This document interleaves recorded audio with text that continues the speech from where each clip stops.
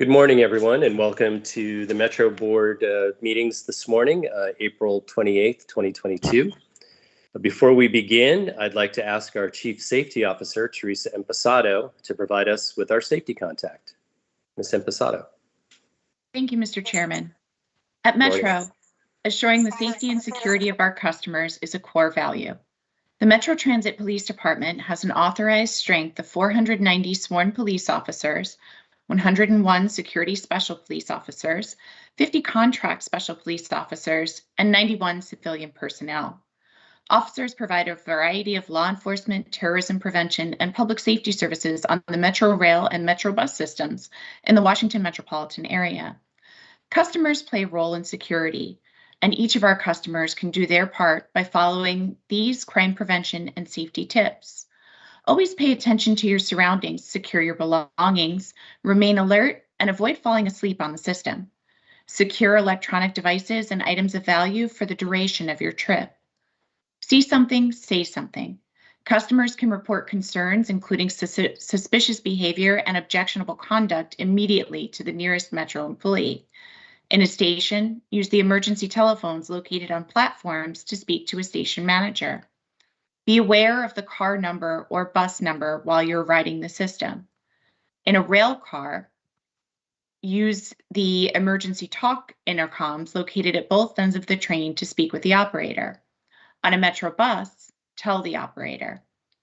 Or call the Metro Transit Police at 202-962-2121 or text information to My MTPD from a smartphone.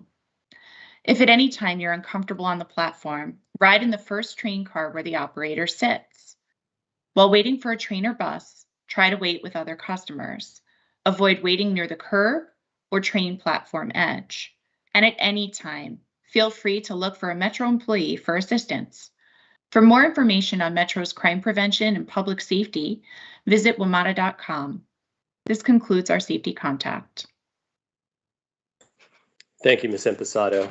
And I want to again welcome everyone to the meeting of Metro Board's Executive Committee. Since this is our first public meeting of the day, I'd like to ask the Board Corporate Secretary to call the roll. Ms. Ellison. Thank you, Mr. Chair. Chair Smedberg? Vice Chair Babers? Present. Alternate Director Zappi? Present. Director Klein? Present. Director Letourneau? Present. Director Loeb? Present. Director Drummer? Present. Director Martin Proctor? Good morning. Mr. Chair, you have a quorum. Thank you. Thank you, Ms. Ellison. Our first order of business is to approve the agenda. If there are no objections, I'd like to consider the agenda approved. Do we hear any objections or comments on the agenda? Hearing none, the agenda is approved. Now we'll move on to the approval of the minutes. We have the sets of our May 24th, 2022 meeting and our executive sessions of March 24th, 2022, April 13th, 18th, and 19th of 2022 before us for approval.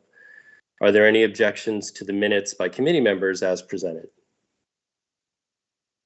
Okay, hearing none, those minutes will be considered approved. We have two items on our agenda this morning. The first is to accept two reports from the Inspector General. Next, staff will provide us an overview of Metro's sustainability efforts, including the progress report on initiatives underway for the Zero Emission bus program. Our first order of business is to accept the reports of the Inspector General. Under the board's bylaws, the Executive Committee is responsible for reviewing and accepting the reports of the Inspector General.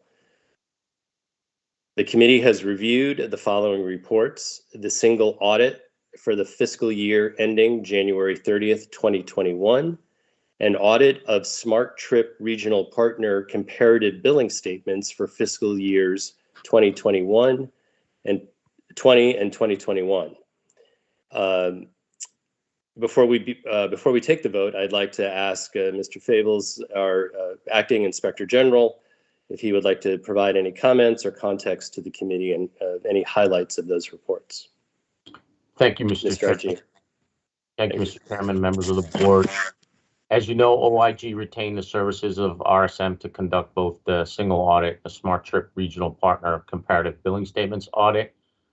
Under the Single Audit Act, there's a requirement that an independent external auditor annually audit WMATA's federal awards in accordance with applicable standards. The objective of the audit was to ensure WMATA uses federal funds in compliance with the federal program requirements for how they may use the funds. In addition to operations funding agreement between the 10 participating jurisdictions requires an independent external auditor to annually audit WMATA's actual allocated operating expenses and the amounts billed included in the Smart Trip Regional Partner comparative billing statement. The objective of the audit was to determine whether the WMATA's billing statements are free of material misstatements. RSM issued an unmodified opinion on both reports. An unmodified opinion is one in which the external auditor expresses the opinion that the reporting in all material aspects is in accordance with the applicable framework. It simply means that the auditors did not find any material misstatement in the financial statements, so they present a true and fair view. I'd also like to thank RSM on behalf of the OIG for conducting these two audits. And that concludes my presentation, Mr. Chairman. Thank you, Mr. IG. Are there any questions from committee members first, and then we'll open it up? Do any other board members have a question? Okay, seeing none, thank you again. And Mr. Bonnet, Ms. Coleman, and Ms. Katz, acceptance of these reports constitutes the board's authorization to post them on the WMATA website, provided that the Inspector General has conferred with the General Counsel and confirmed that any private or confidential information has been removed and/or redacted in accordance with applicable law and WMATA policies.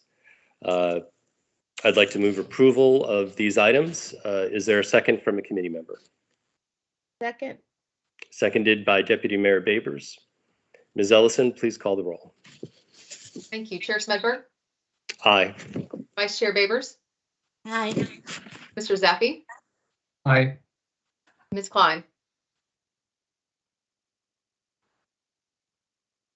I'm not sure you got that. Having trouble with my Thank you. mute button. No problem. I got that one. Thank you. Mr. Chair, the motion passes. Thank you. Okay, thank you.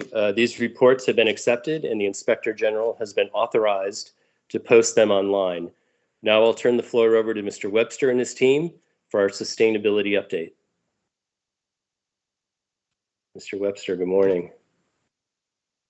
Good morning, Mr. Chairman and morning. members of the board.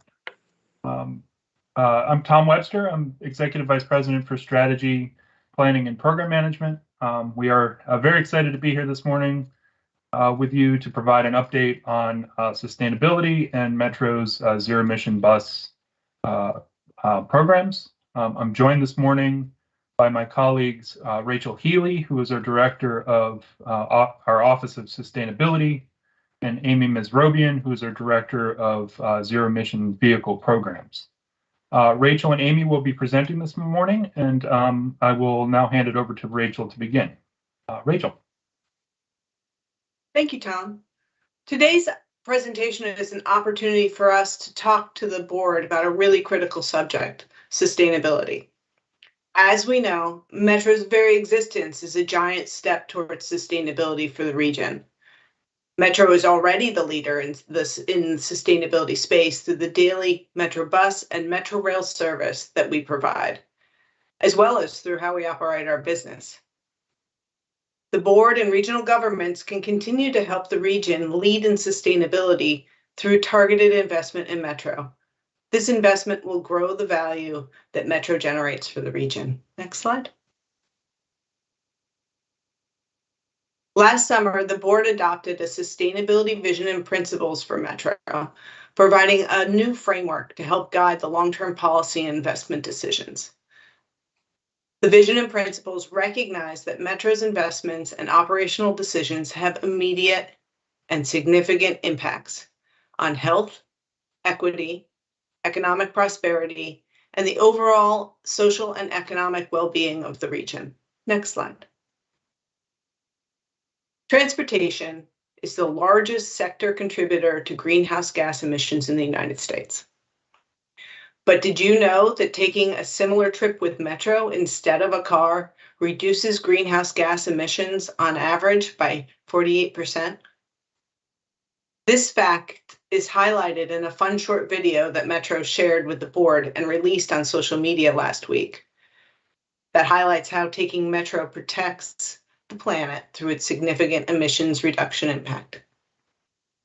Increasing transit ridership is recognized as a major driver for reducing transportation sector emissions. And decarbonizing our service, including through bus electrification and green power, is another opportunity to further reduce greenhouse gas emissions and improve local air quality. Our region's jurisdictions clearly endorse investments in transit, setting targets to achieve emissions reductions, significantly increase transit ridership, increase non-car trips, and reduce vehicle miles traveled. For example, the Sustainable DC Plan includes increased transit ridership as a core goal.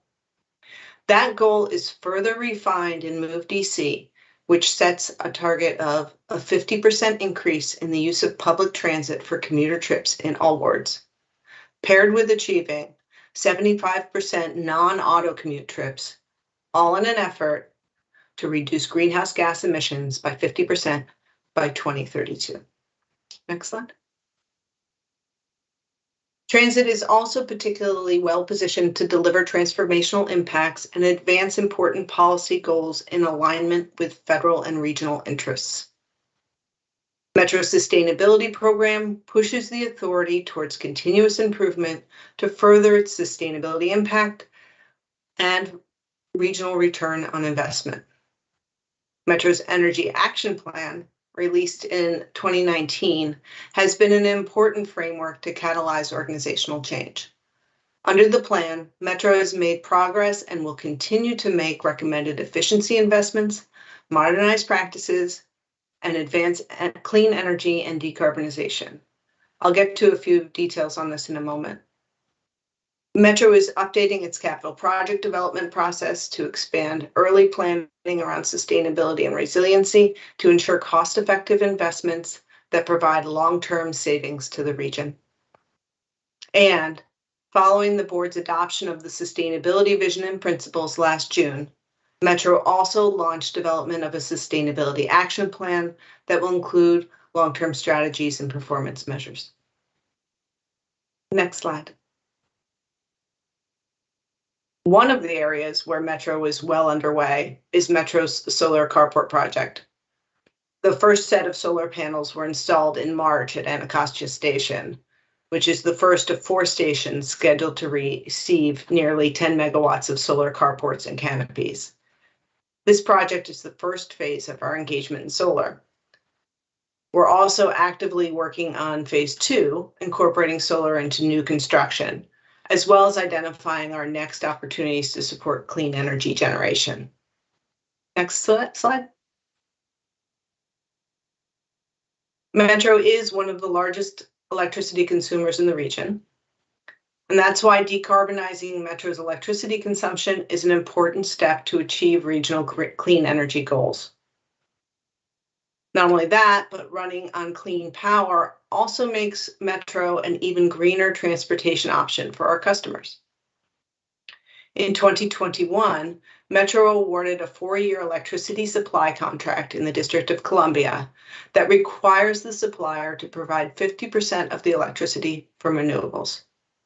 By working with GSA and other federal agencies, including the Department of Transportation, Department of Energy, Smithsonian, and the FBI, Metro benefited from being part of a larger group of buyers that resulted in lower energy prices and lower administrative costs. Next slide. Metro also continues to integrate LEED and other best practice design standards throughout project planning, design, construction, in construction to create safer, healthier, and more resource-efficient buildings that support employee and community health and well-being. Next slide. We are also continuing Metro's successful sustainability lab, established in 2014.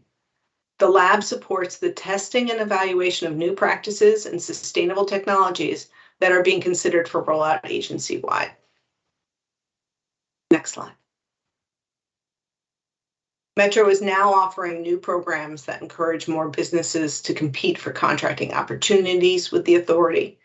This provides additional contracting opportunities for small, women, and minority-owned businesses. Next slide. Transit-oriented development at and around Metro rail stations and high-frequency bus stops provides the necessary infrastructure to support walkable, bikeable, mixed-use communities that the region has prioritized. Through promoting high-quality, intensive development on and near Metro-owned properties, Metro can also increase ridership, support long-term system capacity, and generate new revenues for transit. Next slide. Metro is also implementing the vision and strategies of the bus transformation project, prioritizing buses on the region's roadways.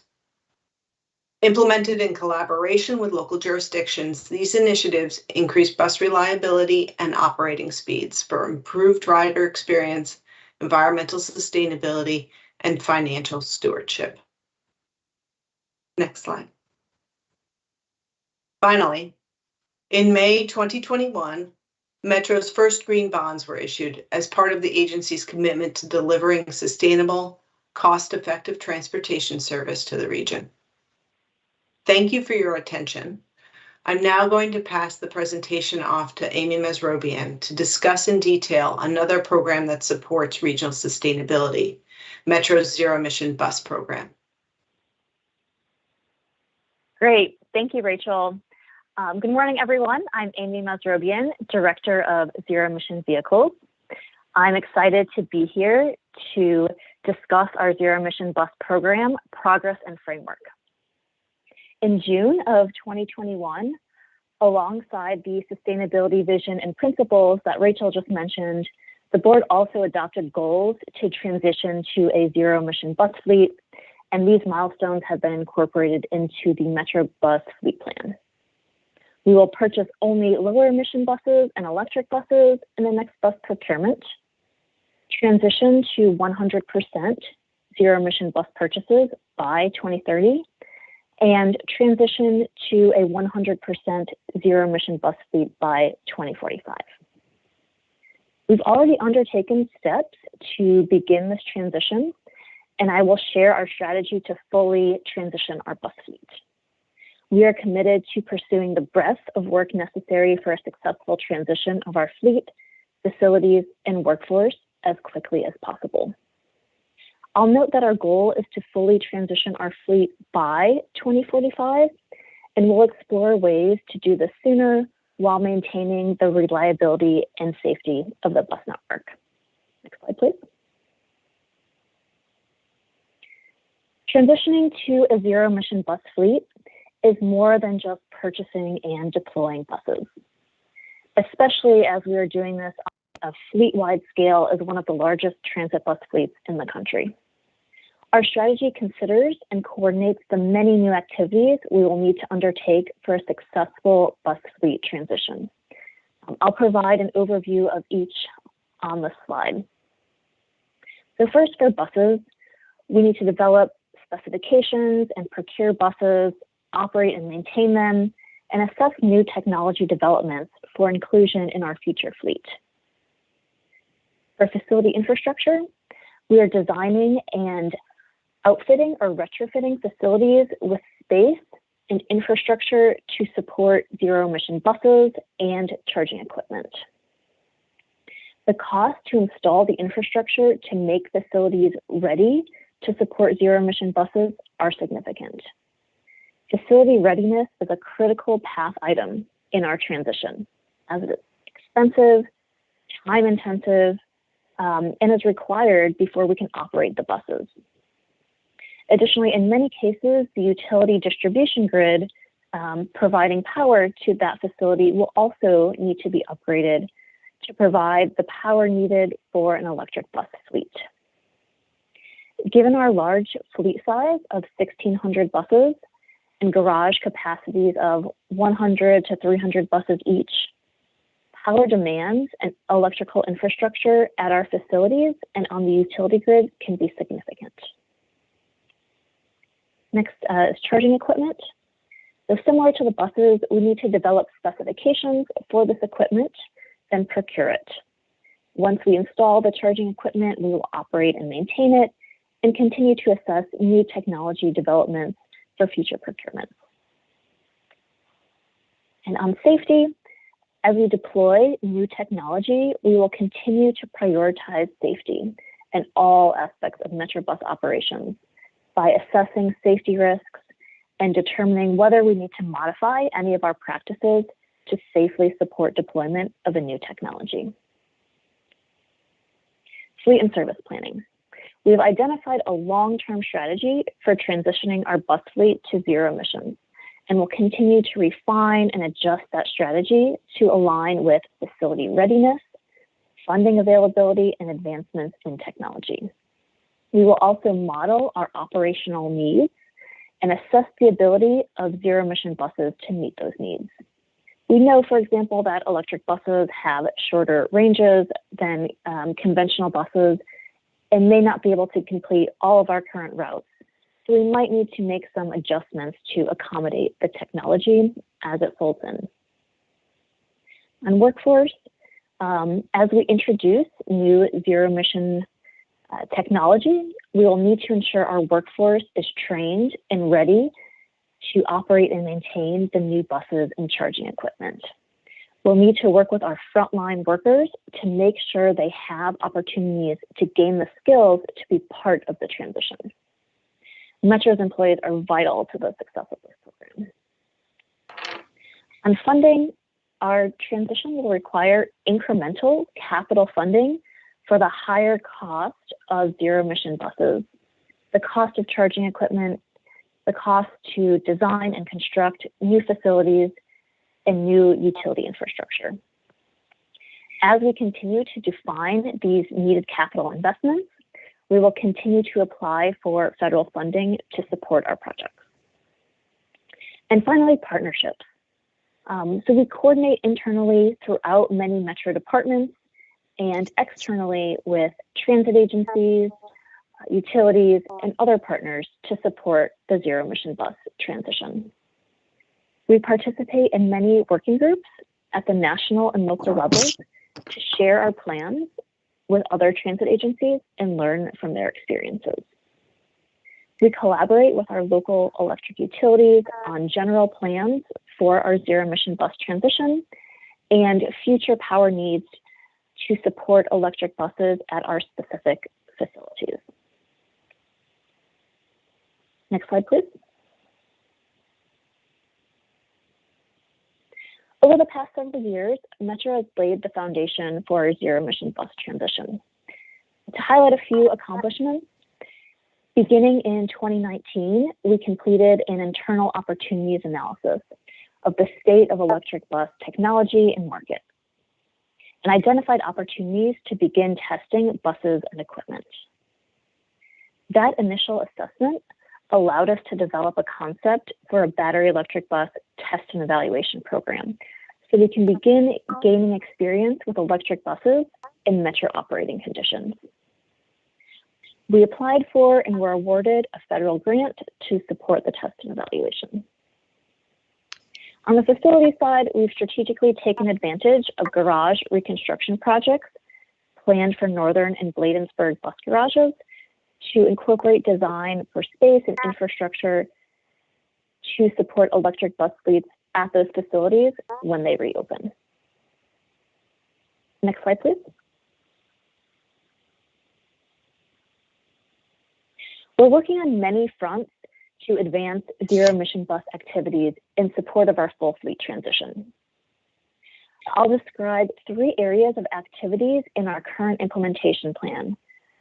First, our battery electric bus test and evaluation program, which gives us initial experience with buses and chargers. Second, our zero emission bus transition plan, which is a long-term strategic planning document. And third, the incorporation of electric bus infrastructure into ongoing garage reconstruction projects. So first, our electric bus test and evaluation, which we've been designing and planning over the past 2 years, will test 12 electric buses and associated overhead pantograph charging equipment at Shepherd Parkway Bus Division. We will test whether equipment from different vendors is interoperable, whether chargers and buses from different manufacturers can work together. And we'll collect data that will inform the zero emission bus transition and future procurements. We are currently in the process of procuring the buses and charging equipment and designing the infrastructure at Shepherd Parkway that will be constructed to support the charging equipment. We expect to conclude our evaluation of the program in 2024 after operating our buses in revenue service for up to a year.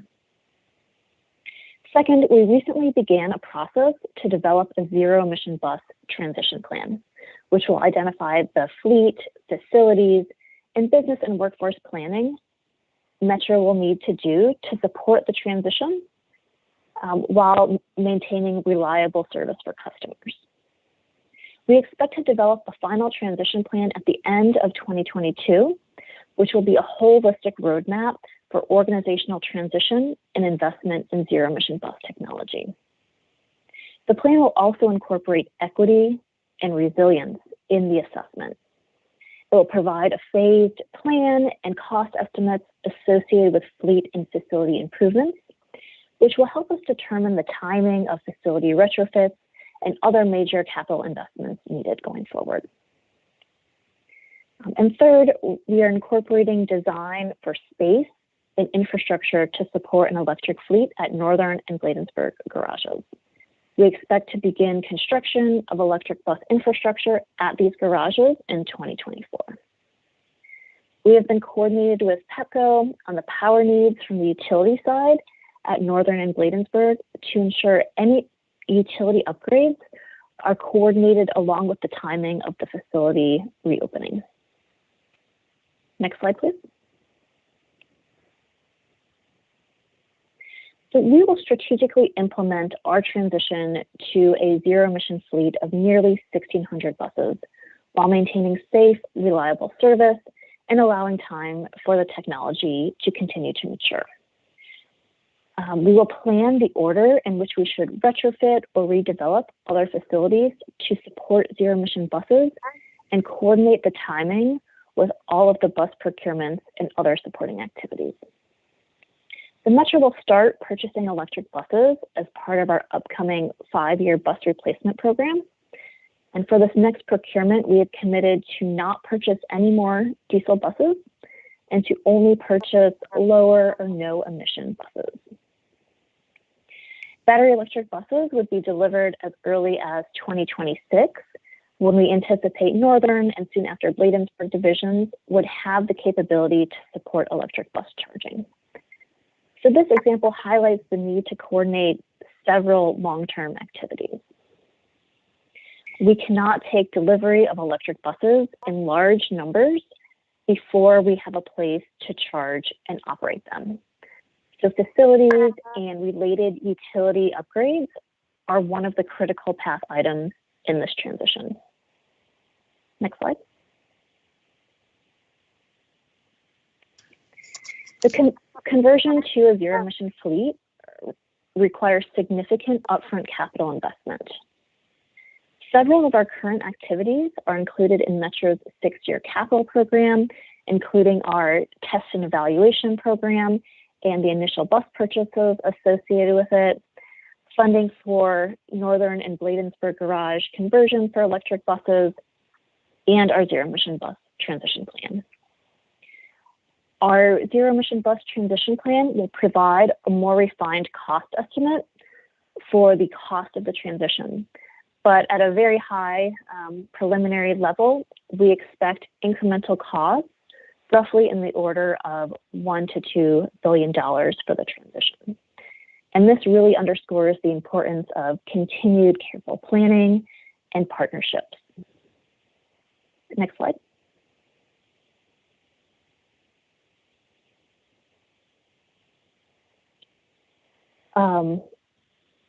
So on the federal funding side, I just want to close out my presentation talking about kind of federal funding opportunities. And so, as I mentioned, we received one grant from FTA's low or no emission program to support our test and evaluation. A few weeks ago, we submitted an application for a U.S. Department of Transportation RAISE grant to support infrastructure and charging equipment at Northern Bus Garage. We anticipate submitting grant applications to FTA's low-no and buses and bus facilities grant programs next month. And we'll continue to actively pursue relevant grant funding opportunities as they become available. Since facilities are one of the critical paths in our transition, we are focusing our federal grant applications on projects to make our facilities ready to support zero-emission buses. And keeping in mind that this transition will be in the order of a few $billion, this federal funding will certainly help, but won't be enough to cover all the costs or significantly accelerate investments for this large and complicated transition. Next slide, please. So finally, to close our presentation on sustainability, we recognize that as we continue implementing all of our sustainability initiatives, including zero-emission buses, our ongoing partnerships will help our continued success. We look forward to engaging the board on opportunities for coordination with jurisdictional partners. We'll continue to coordinate regionally on equity, clean energy, resiliency, zero-emission buses, and other sustainability projects. We've already engaged many regional and national partners to discuss zero-emission bus planning, and we also see the opportunity to increase our leadership in coordinating regional transit operators to discuss zero-emission bus work and identify additional areas of collaboration going forward. Through our ongoing engagements with local electric utilities, we collaborate on our plans for the zero-emission bus transition, solar and distributed generation, and regenerative braking. One area of continued exploration with the utilities is on supportive rates that encourage electrification. For example, we've been discussing with PEPCO staff potential changes to our rate structures to support electric bus adoption and look forward to partnering to both support the grid and make the transition to zero-emission vehicles successful for the region. And again, availability of funding will be key in implementing many of our projects. While we plan to pursue all relevant federal funding opportunities, we acknowledge that grants are awarded competitively and we may not receive all of the funding that we request. So now, Tom, I will turn it back over to you to close. Thank you, Amy, and thank you, Rachel, for the presentation. Mr. Chairman, that concludes our update this morning. Thank you. Great. Thank you so much. And thank you, Ms. Healy and Ms. Masrobian. Obviously a very, very important presentation for obvious reasons. Amy, if you could just go into, before I open it up here, just a little more detail as to the transition from zero to low emission, just given the size of the fleet. I know there are a lot of people out there that think we can just, do this overnight and you just plug the buses in, but it's really way more complex than that. Can you just give us a little, just a little more detail as to how you're going about that transition, because it is a very complicated one for you. Yes, exactly. Thank you for that question. So I think first and most importantly, right now we're undertaking a transition plan study that's going to be this comprehensive 15-year look at what we need to do to transform our fleet and our facilities and our internal operations to support this transition.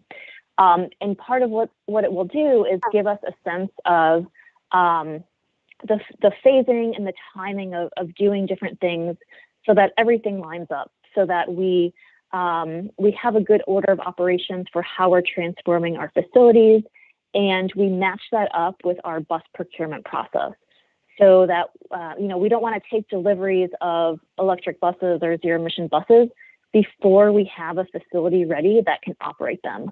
Otherwise that leaves us with buses that we can't operate, and then that negatively impacts our service. So we're trying to line up all of these things, and first we want to get a good plan to help us in that path. As I mentioned, facilities are really one of the key items on our critical path to get us there. We want to make sure that we're thinking through which facilities to upgrade, what's the cadence and the sequence of upgrading our different facilities to meet the transition, and what are all the the associated things that we need to do at our facilities to make them ready, including partnering with the utilities. And so some of these design and construction projects and, on the utility side of the meter, utility investments can have a few years of lead time. So we want to make sure we're thinking through all of these things holistically and sequentially so we can build up all of the infrastructure that we need to support the fleet. And I would say the other thing too is, we typically keep most of our buses for about 15 years.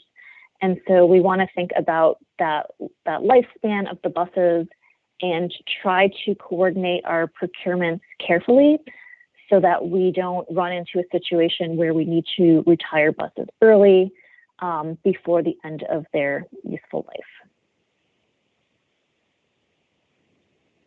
All right, thank you. And thank you to both you and Rachel. I really do appreciate the presentation. And it's also great to see that you're actively pursuing, both of you, grants to help fund a lot of these efforts. They are available now. We should go after everything we can because the costs, particularly on the bus side, is pretty substantial. And so we need to do that. And also, thank you for acknowledging and recognizing that you have to take a leadership role on a lot of these efforts, because I think people are looking to WMATA to help lead in some of this and coordinate. So we appreciate that. So first up, Dr. Lowe, followed by Ms. Babers. Yeah, I'll just second what the chair said there about this was a helpful presentation. I really appreciate the clarity that I've gotten from staff recently about the many questions that I've had as I've gotten up to speed on what's happening with the bus fleet. The April 5th memo was extremely helpful to me too, like so clear. And I really, really appreciate all of the information that's been coming my way. I do just have a few further questions having digested this presentation. So next year, we're going to stop buying diesel buses and we're going to buy a mix of natural gas and electric buses. And 8 years later, we're going to stop even buying the natural gas buses and we're just going to buy electric buses. That's the timeline as we've laid it out now. So there's this little window here that's, about half the life of a bus where we're going to be doing a natural gas thing. And then, within a decade, that fleet will have aged out and will be all electric. So I can understand from what you've already said, some of the constraints about why we can't just immediately rush to all electric. But it seems to me there is still this question of in order to, as part of facilitating this transition, it seems like we've made a strategic decision to have this kind of interim baby step with natural gas. And an alternative would have been to just diesel until we were ready to go 100% electric. I am guessing. I made that up. What is required in terms of the infrastructure to support the natural gas fleet are we putting in, like, is this like separate tanks? Or are we like using some of the diesel infrastructure to do that? And then like 15 years from now, what are we going to be doing with all of this natural gas infrastructure that was just kind of like this bridge step? Can you help me understand the role that natural gas infrastructure is going to be playing for WMATA in the kind of medium to long term? Yeah, that's a great question, and you're right. I think just generally in the transportation sector, power sector, et cetera, natural gas is sort of seen as a transition fuel or a bridge fuel to get us to that cleaner technology. And so I think, we will have some infrastructure at our bus divisions that will be specifically for natural gas. So kind of connecting to the natural gas distribution pipelines that are running throughout the city. But there will be some specific infrastructure on our property that we'll use to fuel the buses over the next, let's say 15 years while we have them. So I think we'll be using those assets for a reasonable period of time, but at some point in the future, we may need to decommission them. And so I think the plan is to have CNG available at 3 of our bus divisions. So it won't be at all of them, but I think kind of keeping it a little bit more confined to just a few divisions limits our stranded assets in the future. So I think that's one thing that helps, is that we're not going to have the CNG fueling at every bus division. Okay, but so there is essentially like you could say a cost-benefit analysis between simply using diesel for longer and not investing in any additional natural gas infrastructure versus like using natural gas as this as you said, a transition fuel. So I assume someone like did that cost-benefit analysis. Is that a safe assumption? Yes, Director Lowe, as part of the zero emission goal development and as part of the fleet plan development last year and leading up to last year, there was an evaluation of those options, looking at diesel, CNG, and how to bridge during this transition period to electric buses. And just to be clear, we do have CNG buses today, right, with facilities at 2 locations and a long planned facility at Shepherd Parkway that was delayed by factors outside of our control. So those 3 locations, what's really critical there is that they are maintained and invested in to be able to support that transition period, and that's some of the activity that you see in the capital program today, ensuring that those are. So we already have 2 of the facilities, Yeah. these 2 of these natural gas facilities. We're going to create one more, and then we're going to use it for less than 20 years. But okay, that's, yeah. But the point is we already have 2 of them. And so, Mr. Webster, you're alluding to like the fact that, yeah, someone did do this analysis. Is it the case that we cannot meet our emission reductions goals without natural gas as a bridge fuel? I think the most relevant thing is that to continue to provide the level of service we're providing, we need a transition or multiple transition fuels. So your choices are really at this point CNG and diesel, and there was a commitment in the board's adoption of the goal last year to move from diesel to CNG going forward during this transition period. Okay, I don't know that I'm like 100% satisfied by that, but I wasn't on the board last year, so I take your point. Okay, let's move on. I know that we had the timeline on the transition plan is to get it totally done this year, and that's fantastic because I think a lot of the questions I've been asking are essentially the answer is we don't know. but we're going to figure it out this year. So I like that as a timeline. How are you guys feeling about getting that done this year? Is that a realistic goal? Can I commit a little piece of my heart to seeing this transition plan before New Year? Yes, you can. I think I think we're definitely on target and making a lot of progress on our transition plan. So yeah, I'm really hoping that we get it out at the end of this year. Okay. I mean, it's always good if you're feeling good about how it's going, then, it's easy. That makes it easier to commit to a deadline. Okay. Will there be any interim updates to the board as the transition plan is developing, or is this kind of a please leave me alone so I can finish my plan? I don't think we had necessarily planned specific updates along the way, but that's something we can discuss. I would like to hear about, just given that it's April, we're talking about plan delivery by end of December. Excuse me. I'm so sorry. I swear it's not COVID. All right. I would love to hear, that seems like a long time to just I'd like to, even if it's just a simple, we are on target and we're going to hit our deadline. I would like to, let's put a pin in this and not forget that this is due, and let's check in and just make sure that we're going to Simone Biles the landing on delivering this plan by the end of the year.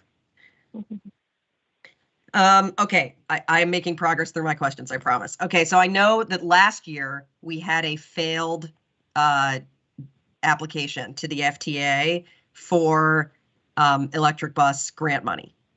Did we get good feedback on why we didn't get the W there? Director Lowe, we did receive some feedback. We met with the DOT and FTA teams on that and incorporated additional information and some modifications into our application this round. So yes, we did get some feedback on how to make our application stronger relative to the criteria in the program. So we've followed through on that in our most recent application.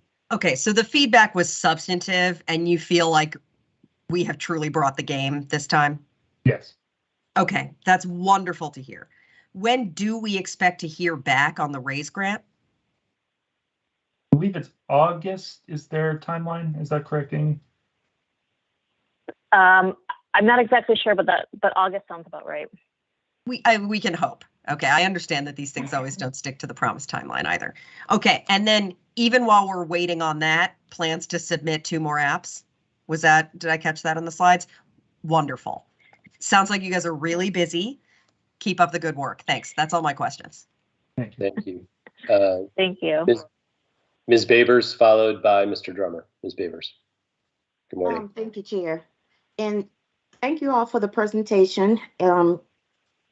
It's good information, but I believe you can see by the number of hands raised that we all have additional questions. So actually, Amy, I just have 2 questions for you. On slide 16, you all indicated that you had done coordination with external jurisdictions on the electrification infrastructure that is going to be needed. And then I think on slide 18, you didn't actually mention on slide 16 any of the jurisdictions, but then on slide 18, I think you did say that you all have reached out to jurisdictions. Can you give me more information on whether or not you all have specifically reached out to the district's Department of Transportation as it relates to infrastructure? Yeah, thank you for that question. So we have done a lot of different coordination on different levels. Maybe a month or 2 ago, we had a meeting with DDOT and some folks representing Union Station to talk about potential future infrastructure needs for both DDOT and WMATA. for electric buses or maybe other electric vehicles in the future. So there's some upcoming opportunities like that we're definitely exploring. And as I said, there are definitely more opportunities for us to lead and really to increase regional coordination, including with DDOT going forward. Okay, so on slide 18, you indicated that you all wanted the help of the board with jurisdictions.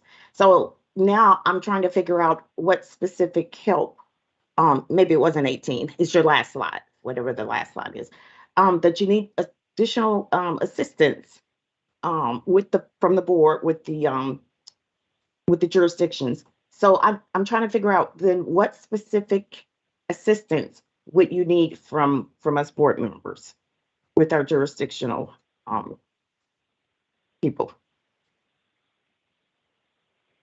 Director Babers, I think no specific ask at this moment. I think continuing to encourage as we're working with and the board members are working with their jurisdictions to encourage this partnership and collaboration tone and approach. I think that's really important that we're all in this together. I expect over this transition period. And probably not too long in the near distant future here, there may be specific asks on coordination points or points of contact, that kind of thing, but nothing specific at this moment. Okay, great, because I did have conversations with DDOT, and I shared with them that you all need to coordinate with WMATA, and they weren't quite sure what additional coordination was being requested. So I wanted to just get clarity on that. I did request, though, in my office, in Demois' office, we have established an electrification task force, and we were reaching out to WMATA to get a point of contact so that you all could be involved on that, because we are mostly going to be talking about electrification infrastructure that some of the other agencies need, such as our school system for our buses, which go all over the region, even into Delaware.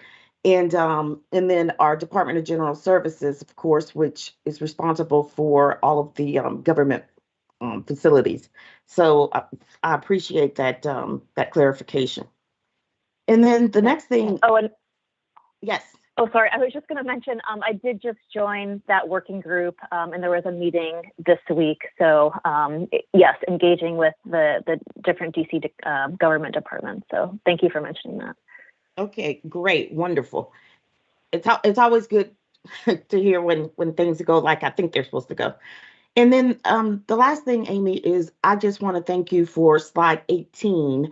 I really do appreciate you noting that even though the board voted on a deadline of 2045 to be 100% zero emission, and a lot of that has to do with fund availability and infrastructure availability. But we, of course, I believe on the board are all being asked by outside entities, why so long? And can we push that up? And can we push WMATA to complete to complete the initiative earlier than that? And so I keep trying to explain to everyone that when the board voted on 2045, it was with the request to you all to do it earlier. But of course, we have a fiduciary responsibility, and we had to use a date that was that took that into consideration, but that you all are looking at every opportunity to accelerate that. So I do appreciate that. I wanted to reiterate that now so that those people who have been contacting me can see that indeed we are telling you all to get it done as soon as possible. So thank you so much. That's all I have, Chair. Thank you, Ms. Babers. Mr. Drummer, followed by Ms. Klein. Good morning, Don. Thank you, Chair Smithberg. Yes, I have one comment and one question. The comment is two comments, really. Thank you very much for the presentation and the background information. Very enlightening. And I also want to say, As the federal government priorities ebb and flow over the years, it's great to see Metro's commitment that is consistent in addressing regional and national transition to renewable energy. I want to drill down to the Northern Garage parking canopy project on the solar side and really focus in on the business model and gain some clarity. Revenue generation, cost savings, and cost avoidance are priorities that I'm looking for. Can you shed some light for us on the Northern Garage project, canopy project? How are we gaining benefit from that? Is it from lease revenue applied to expenses, or is it electricity rates that are going to be reduced, or they're predictable over a long period of time, or maybe both? So thank you for that question, Mr. Drummer. The project has included it's sort of maxed out the solar that it can structurally accommodate. And we all know that the solar renewable energy market in DC makes it fiscally responsible to move forward with that investment. We are not far enough along in the project for me to be able to give you the specific deals that we have structured with that energy. Is that? Totally understood. Certainly something that we want to discuss down the line, because there are many opportunities to gain some tremendous leverage for revenue generation, cost savings, and cost avoidance. Thank you so much. Absolutely. We are aware and we are pursuing. Okay.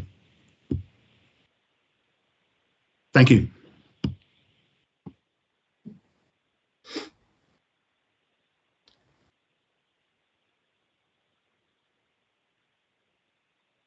Sorry about that. Ms. Klein, you're next. Yep, thank you. And thank you for the really helpful presentations. And I want to echo what my colleagues have said, that focusing on all these aspects of sustainability is really fantastic, not just the electric buses, which I'm going to focus the rest of my questions on, but the solar panels, the speeding up the service so that more people will ride it. All of those are very important sustainability measures as well. With regard to the electrification plans, I'm having trouble a little bit tracking or figuring out how to track the progress and how the different pieces fit together. If we're starting to plan a procurement this summer, essentially for the next set of buses, but the transition plan isn't done until the end of the year, how do we know what percentage of electric buses we're trying to achieve in the next procurement? To say that we're going to do only lower emission and zero emission up till 2030 could be 90% CNG and 10% electric, or it could be 90% electric and 10% CNG, and those yield very different benefits for the region in terms of emissions and such. So can you speak to that a little bit about how we're planning this procurement and how we know what percentage of electric buses we're supposed to be getting and that sort of thing? Director Klein, thank you for the question. Amy, why don't you take that one? Sure. Yeah, that's a great question. And we've been working really closely with Metro's bus engineering group, who leads the procurements. And I think, as you're kind of alluding to, this is probably one of the more complicated procurements, 5-year procurements that they're looking at. So what they're doing to kind of help with this transition period where we're still figuring out some of the pieces is to, they'll have a procurement that's a little bit more flexible and sort of indicates, here are what we think we'll need at this time period, but we still have some opportunity to adjust as we get closer to those delivery dates, the exact breakdown of the bus propulsion technologies that we'll get. So, the RFP is not out on the streets yet, so I don't want to say too much in detail, but exactly as you're saying, we're trying to give ourselves, we're trying to have a base plan in place, but give ourselves flexibility to adapt as we get more information about what our plans will be. And is that going to work out such that that procurement doesn't get finalized until the results of the test and evaluation is done, which I think was scheduled for 2024. Director So Klein, we'll have, in the structure of the procurement, typically what we do is we have a base order and then options. And what Amy is describing is flexibility in the options on the mix of the fleet. So those awards happen essentially annually after the awards of the options essentially happen annually after the award of the base, which allows us, again, not getting too far into the procurement, but allows us that flexibility over the life of the contract. I see. I got it. That makes sense. So there's some flexibility in the option years potentially to adjust the mix of technologies. That makes sense. A quick question: is the Metro Access fleet under discussion as well for electrification? If that's been discussed in another context, I don't remember. So, what's the status of that? So we've had some just preliminary discussions internally about the future of Metro Access. The staff working on Metro Access is definitely interested in exploring this. So I think, you know, we've kind of put a lot of our attention on the the bus transition, but I think we'll start to shift and think about Metro Access and you know, our non-revenue vehicles at some point as well, as we're thinking about completing a transition to zero emission vehicles for our entire Metro fleet. Great. I'm glad that thinking is happening as well. And another aspect of this that you alluded to in the presentation is the training of the workforce, because maintaining, operating, et cetera, an electric bus is different from CNG, is different from diesel. So will the transition plan that you're preparing include specific kind of metrics for, you know, targets for how much of the workforce needs to be trained by any particular time, so we can kind of make sure that that training is built in at the front end, and we don't find ourselves trying to play catch up later on? Is that covered in the transition plan? Yes. Our transition plan, in addition to looking at kind of the logistics of the fleet and facilities, we'll take an internal look at what we need to do as an organization to prepare for the transition. So that definitely includes workforce development and training. So thinking about, you know, really throughout the organization, whose roles are going to change, how they're going to change, what new opportunities we can provide, what new trainings or skill sets we can help our employees to gain. I think it would be most helpful, and you may already be thinking of doing this, to have some specific metrics, not just for training, but obviously for the procurements, for the infrastructure, et cetera, so that, that would help us as the board and obviously everyone working on this and the jurisdictions to understand, like, are we on track? Are we not? You know, what do we need? What levers do we need to push to get this one back on track, et cetera? And actually, that leads me to my last question, which is probably the biggest essay question of them all. I've been trying to think as I've looked, you know, you've identified a lot of factors that go into this that are driving the timeline by which we can get to a fully electric fleet. You know, the infrastructure, the regional electric grid, the cost, you know, there's other things we haven't really talked about, supply chain issues that could back up delivery of electric buses, that, you know, who knows what may come. I think it would be helpful, since we're all obviously in the mode of how can we accelerate this timeline and make sure that we do it efficiently and with reliable service continue to be provided throughout, to have a little bit more maybe of some scenarios. And I don't know if that'll be part of the plan or not, but, like, for example, if the jurisdictions or, you know, we're all to come together and say, we really want all the infrastructure to be done by 2026 and we're going to put the money in to do it or whatever, what would that mean in terms of the outcome? How much faster would we be able to electrify the fleet? Or on the flip side, if there is some type of supply chain disruption and the buses you're expecting in 2026 don't show up until 2030, what does that do to the timeline? I think it would be helpful for us to kind of make decisions about how we can help accelerate the process if we knew sort of what the different levers are and what the different you know, ways we might kind of push down on them might be. So I'll just sort of lay that out there. I'm curious if that's something you're thinking of exploring in the transition plan, doing some scenarios and showing us those kinds of things or not. Yeah, that's a great point. I think in our transition plan, we will have some level of scenario analysis, but I'll have to think a little bit more about kind of what you're describing specifically, and if that's something we can make sure to fold into the plan. And I didn't mean to just say that it's only, the jurisdiction's responsibility. If there's a big federal grant that comes through, what for buses or for infrastructure or for both, what would that do to the timeline? That kind of thing. Sure. Okay, thanks. Those are my questions. Great, thank you. Thank you, Sarah. Mr. Zappi, followed by Mr. Letourneau. Thanks, Mr. Chair, and thank you, Amy and Rachel, for the really good presentation. Just another question about buses. So, there are a few systems in the region and across the country that have been using electric buses now for a few years. So could you talk a little bit about the extent to which we're engaging with other bus systems to understand what's worked, what hasn't worked, and how that can inform our own testing and evaluation to be able to move more quickly? Sure, absolutely. So we're actually involved in a number of working groups, both at the federal and local, or the state, national and local levels.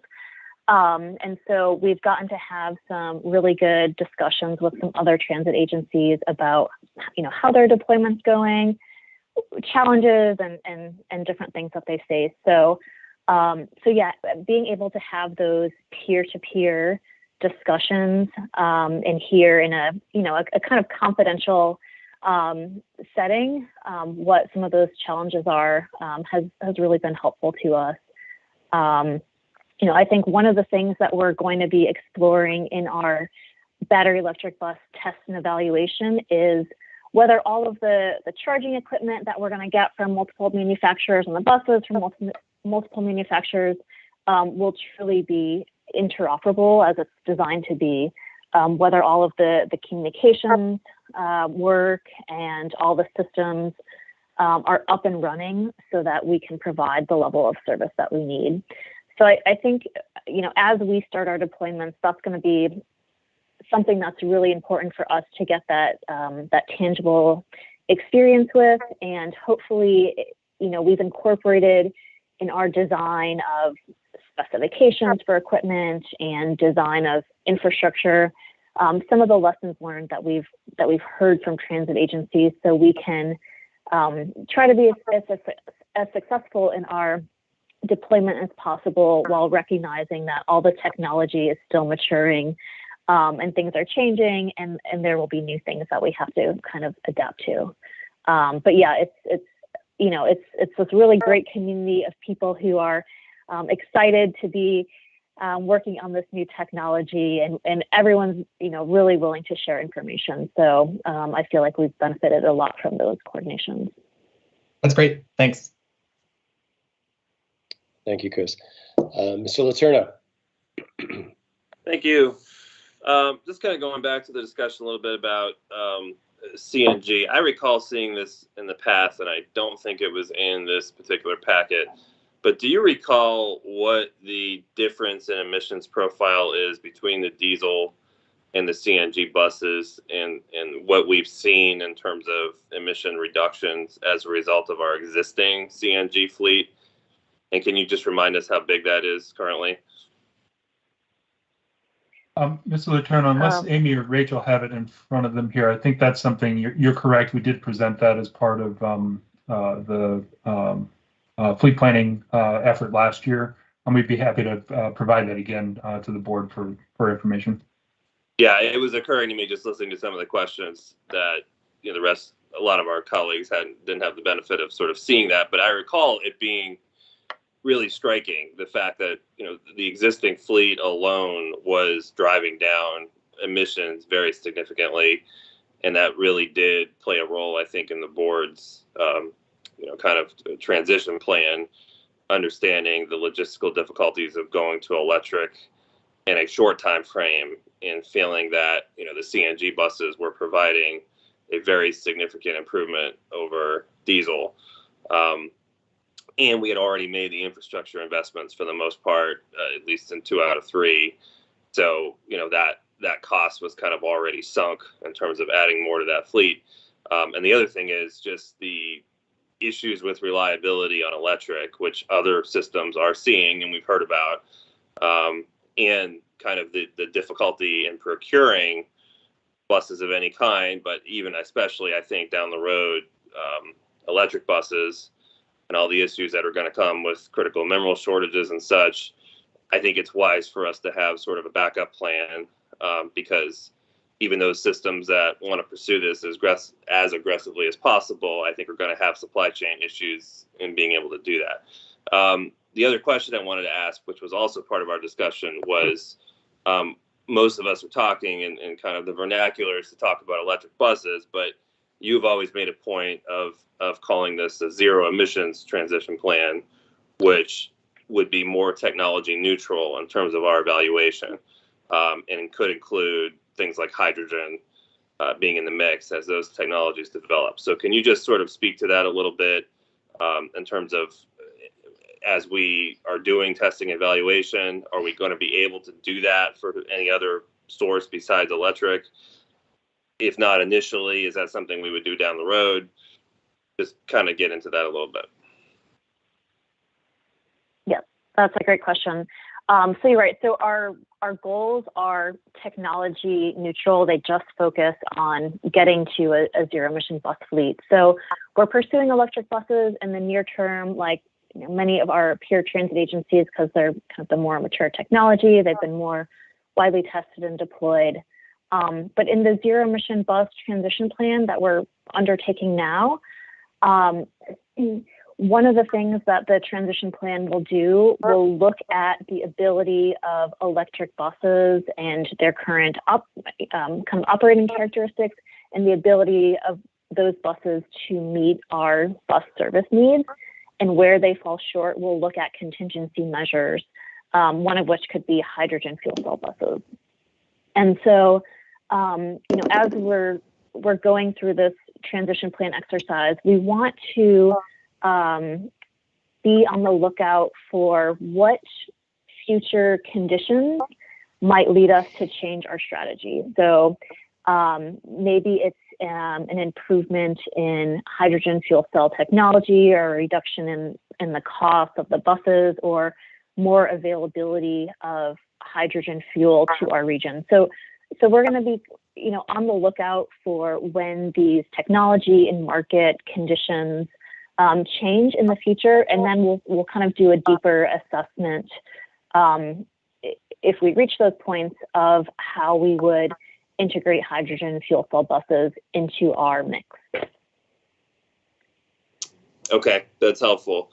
And just for awareness of everybody, so the Northern Virginia Transportation Commission has put together a zero emission bus working group, and I know there's been dialogue with WMATA, but that includes all of the Virginia jurisdictions. I think I had mentioned it a few months ago that there was a study that Alexandria did using its existing electric fleet that they provided for us, which had some interesting data and operating characteristics. One of them was that those electric buses were having trouble with hills, and so the terrain really made a big difference in terms of how you could deploy them. And I'm sure the technology will continue to improve because it always does. But I think you guys have seen that presentation, right, from Dash. Okay, great. I just wanted to make sure that it was part of our dialogue and discussion. All right, that's it for me. Thank you very much, and appreciate all the background here in the presentation. Thank you. All right. Seeing no further questions or comments, Amy, Rachel, Tom, thank you so much. Again, this is a really important discussion, and I suspect to Amy's or to Tracy's request, we will likely have some follow-up on this and check-ins along the way for sure. Particularly if we do are fortunate enough to get grant awards, to see how that changes things. Given that there does appear there is a lot of money out there, for this right now. So it's great again to see that we're actively pursuing that. So, Tom, any final comments from your end before we? Not really, Mr. Chairman. Thank you. And yes, hear loud and clear some interim updates, particularly around our transition planning and looking at metrics and scenarios for how we're moving forward. And certainly on the grant opportunities, we will keep you posted on our applications and whether we're successful or not. Thank you very much. And to Ms. Baber's point, I mean, if there's anything we can do jurisdictionally, specifically with the electric companies, because they are key to this. I mean, they have got to be upgrading their substations, other types of infrastructure, not only for buses, but for all the cars that will likely be coming in the next couple of years with electric use. And so there's a lot that has to take place on that end as well. So, which complicates things for you all, obviously. So, all right. Well, thank you so much. Appreciate it. So that concludes the executive committee meeting. Since there's no further business to come before the committee, we will stand adjourned. We'll next move to the Safety and Operations Committee meeting. Mr. Drummer. Thank you, Chair Smedberg. Good morning, everyone, and welcome to today's Safety and Operations Committee. Our first order of business is to approve the agenda. If there are no objections, we'll consider the agenda approved as presented. Are there any objections by members of the committee? Hearing none, the agenda is approved. Now to approval of the minutes of our March 10th meeting. Are there any objections to the minutes as presented? Hearing none, we'll consider the minutes approved as well. We have two information updates before the committee this morning. First, Mr. Andy Off and Mr. Joe Leader will provide updates on the status of the Silver Line Phase 2 project. This includes operational readiness activities, progress on hiring of employees, and other activities leading up to project acceptance and the start of passenger service. In the second update, our Chief Safety Officer, Ms. Teresa Impostado, will focus on safety promotion in implementing our safety management system. I'll turn the floor over to Mr. Off. Oh, good morning, Chair Drummer and members of the committee. Andy Off, Executive Vice President for Capital Delivery. As noted, I'll be joined by Joe Leader, our Chief Operating Officer, to provide our monthly update on the Silver Line Phase 2 project. For the agenda, I'll cover our progress as we move towards achieving operational readiness, and then Joe will provide an update on our progress in hiring. In terms of punch list and operational readiness testing metrics, we've been tracking throughout this journey since substantial completion was achieved last fall on both Package A and Package B. Punch list for Package A, about 85% complete. We did provide the raw numbers here, of a total of 5,000 and roughly 500. So we're making very good progress there. These numbers are about a week old. So certainly there have been a handful more completed since then. On Package B, about 97% complete. Operational readiness testing, about 88% complete on both the main line and the yard. One thing to note, the last bullet, 9 tests for operational readiness are going to be moving post-ORD, but prior to acceptance. Due to the nature of those tests, it's beneficial to Metro that we have control and custody of the infrastructure when we carry out those tests. In terms of critical updates, first being our orange boots or the cable connectors. MWA did complete that work yesterday. However, we are continuing to complete some of our verification activities, and assuming those go well, we should be able to close out that critical item by the end of this week. Certificates of occupancy also RRD critical. The main line is complete. There are 2 certificates of occupancy that we are still awaiting for the yard. The safety documentation for the yard, which is part of the larger safety certification process. We do have we had the submission, and WMATA has provided our comments, and we're continuing to work with the Airports Authority to ensure that is completed. Have held numerous meetings just within the past few days. The fourth bullet, also ORD critical, the completion of the phase 1 safety certification. There is an update here where it says 7. There's only one item remaining for the main line. It is part of the signal system, the ATC system. We do have the submittal for that and have made comments. So we're making very good progress there. However, for the yard, we have not made significant progress on safety certification. We certainly have expressed that to the Airports Authority, and they are certainly focused on progressing those activities. So comprehensively, it does appear that ORD is going to run through safety certification for the yard as the longest lead item amongst the 4 noted here. I did want to provide the board an update on the heat tape. The Airports Authority has conducted an interim test in the vicinity of Ashburn Station on the far west end of the alignment. That test proved, satisfactory in terms of, turning it on and running it for a very minimal amount of time as part of their investigation. However, they still have not determined a root cause, and myself and Joe, continue to meet with them as early as yesterday to continue to figure out, what the real problem is. But at the end of the day, due to the, the deficiencies here, if these do not get fixed, there is a potential that we would need to implement some form of an operational mitigation to avoid any hazard that not having heat tape may present. And the last bullet did just want to make folks aware that there are a handful of other open items out there that are not ORD critical. Some of these are required for acceptance and some are not. So there's, a very detailed spreadsheet that we're continuing to work through to close out critical items. And just from a larger perspective, in accordance with the cooperative agreement, this is the timeline. As I noted, substantial completion was achieved last fall for both the yard and the main line. Since then, we have been in the period of operational readiness testing, which is an undefined period of time that is declared by WMATA when we believe the infrastructure is in a place where we can move to the next phase, which is our pre-revenue service activities.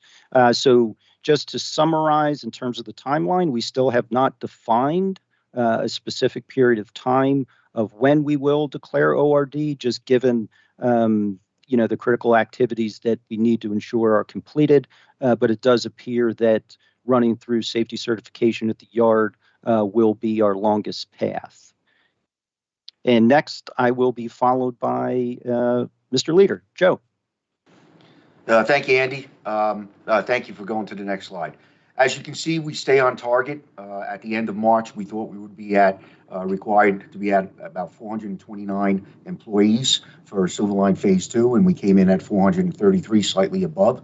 So that is going very well. And we continue with their training to get the new employees ready for where they pick and where they're going to be stationed. Next slide. Thank you, Andy. This is the same slide that we showed. So the orange shows all the filled positions per title that is needed to operate Silverline Phase 2. So you can see there's very little blue. The largest area is MTPD, which we knew would be the largest. So we're doing very well. And my hat's off to Human Capital for the work that they're doing with the outside third party to attract new people into the organization. And that is the end of my report and Andy's, and we'll take any questions. Thank you, Andy and Joe. Standing by to see if anyone has any questions. Seeing none, we'll move to Ms. Impastato.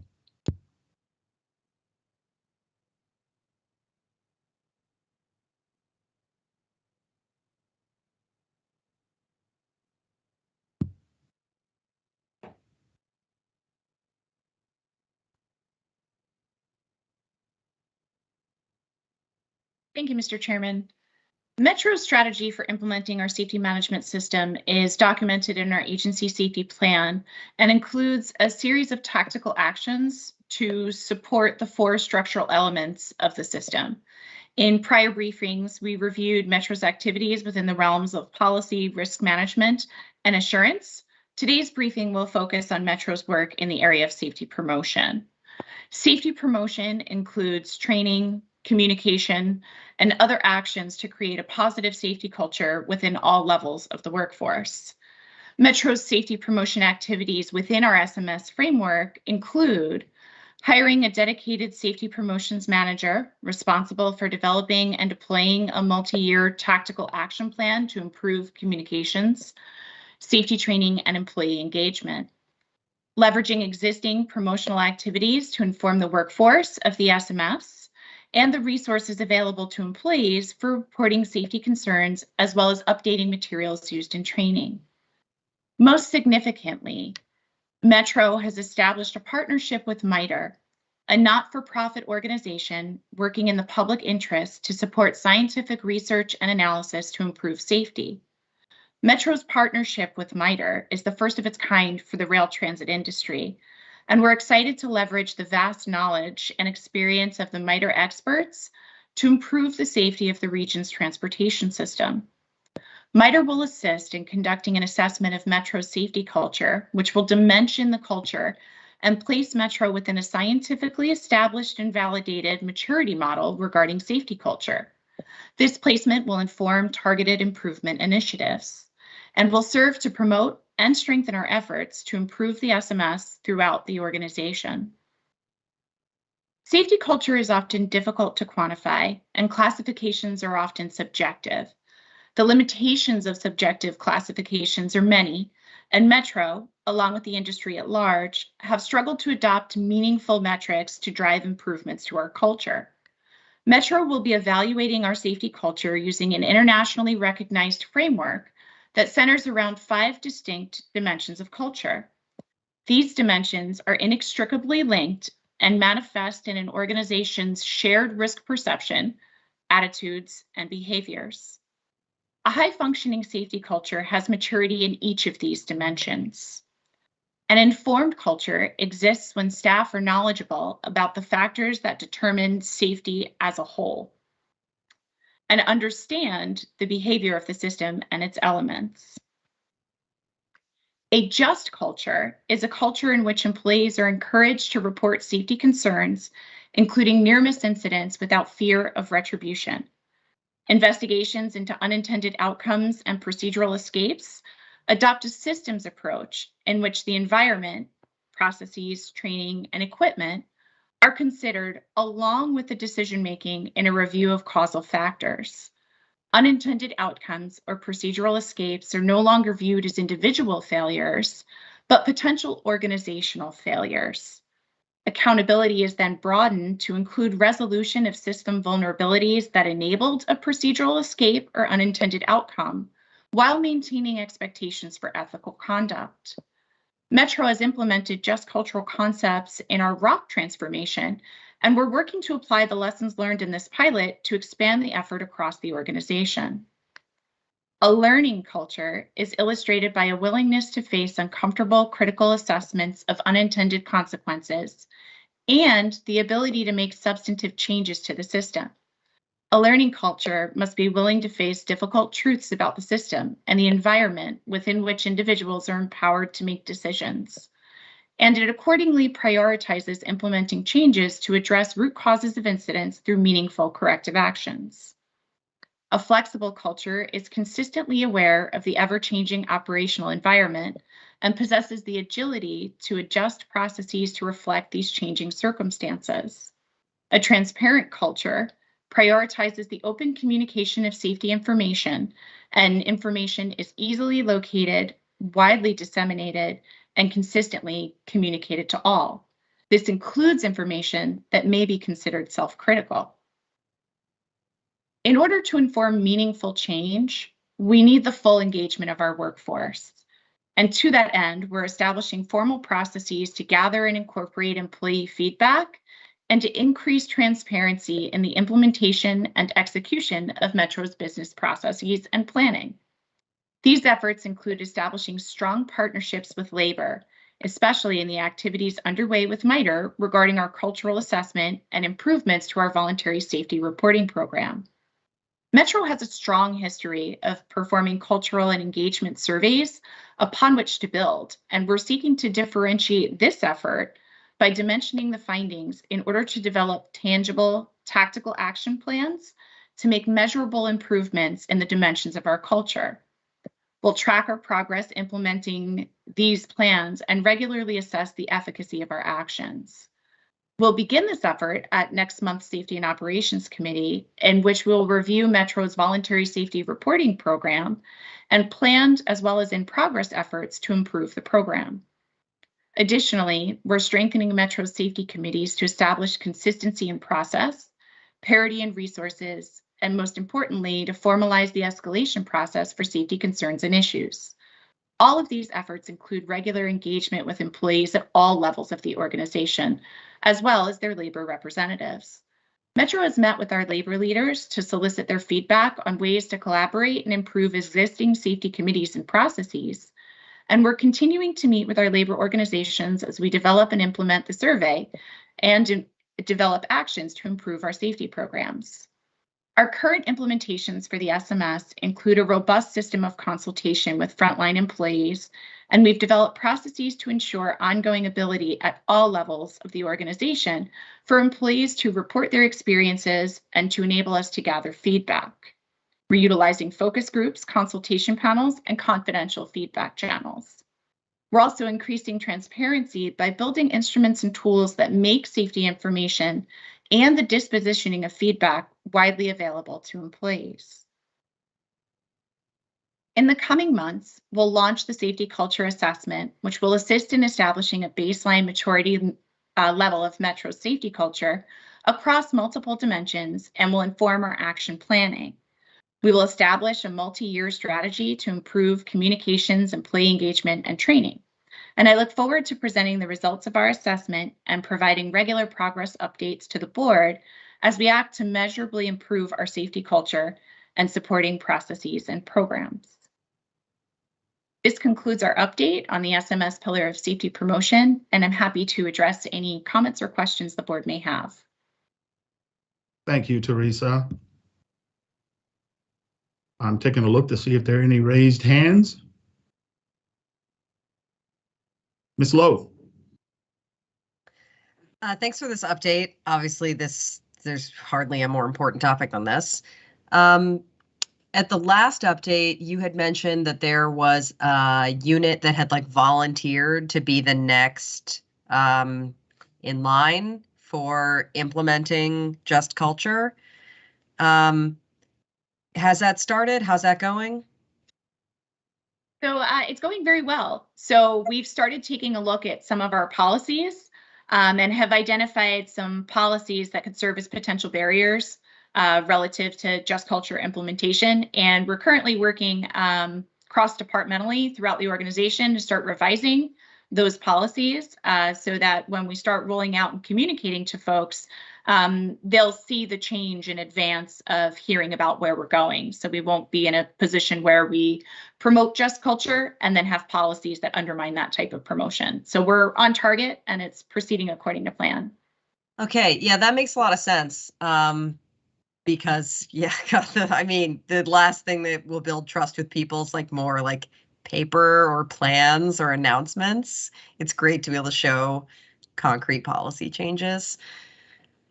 What's the overall timeline as we imagine? I mean, I am really impressed with the transformation at the Rock. It's a whole new vibe, a vibe shift, if you will. What's the overall timeline for rolling out Just Culture? I mean, WMATA is huge. What do we envision in terms of where could we at least see a tentacle? What's the timeline to see at least a kind of a tentacle of Just Culture in every piece of WMATA? We've benchmarked internationally as well as domestically, and most organizations of similar size and complexity undergo a 5 to 7 year transformation effort. And usually in the first 3 years of those 5 to 7, you'll start seeing the transformation in about 25% of your organization. And then you'll build momentum with the remainder throughout the balance of that time. Okay, So, and part of what's in MITRE's scope is like kind of how we're going to measure progress and measure how it's going. Is that correct? Absolutely. And Wonderful.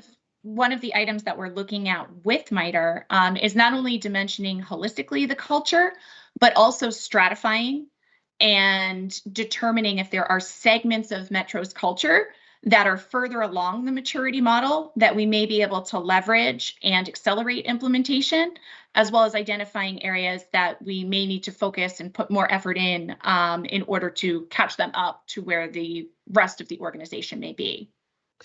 Okay, so I've mentioned before that I love this web that you use to kind of show the annual work, the big picture work plan annually for SMS implementation. But should we anticipate that as MITRE comes on board and is bringing this additional information and metrics, et cetera, will the board will we start to see some of that in the quarterly updates, or is that too in the weeds? No, absolutely. So our plan as we've structured the cadence for the updates to the board is during the first half of the year, really review at a high level holistically each of the 4 pillars, as well as some deep dives on specific programs that support that. In the second half of the year, we'll be performing more deep dives that start showing the progress made with the specific tactical action plans. Awesome. Okay, this is so important. I'm so excited about this. I'm so impressed that it's long overdue, and it's just absolutely fantastic that this is happening. I can't wait for the next update. Let's just keep it up. Thank you. Thank you, Ms. Lowe. I don't see any other raised hands. I just want to say that capital delivery and safety are Herculean tasks, and we appreciate the hard work. We know there are no panaceas here, but the work you're doing is really paying huge dividends, and we appreciate it. So with no further business to come before the committee, we stand adjourned. And at this point, we'll take a 5-minute break to allow some very special guests to join us for the board meeting.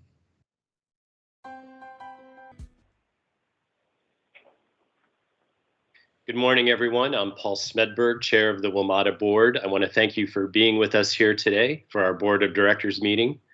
Before we begin, I'd like to ask Ms. Ellison, the Board Corporate Secretary, to please call the roll. Ms. Ellison.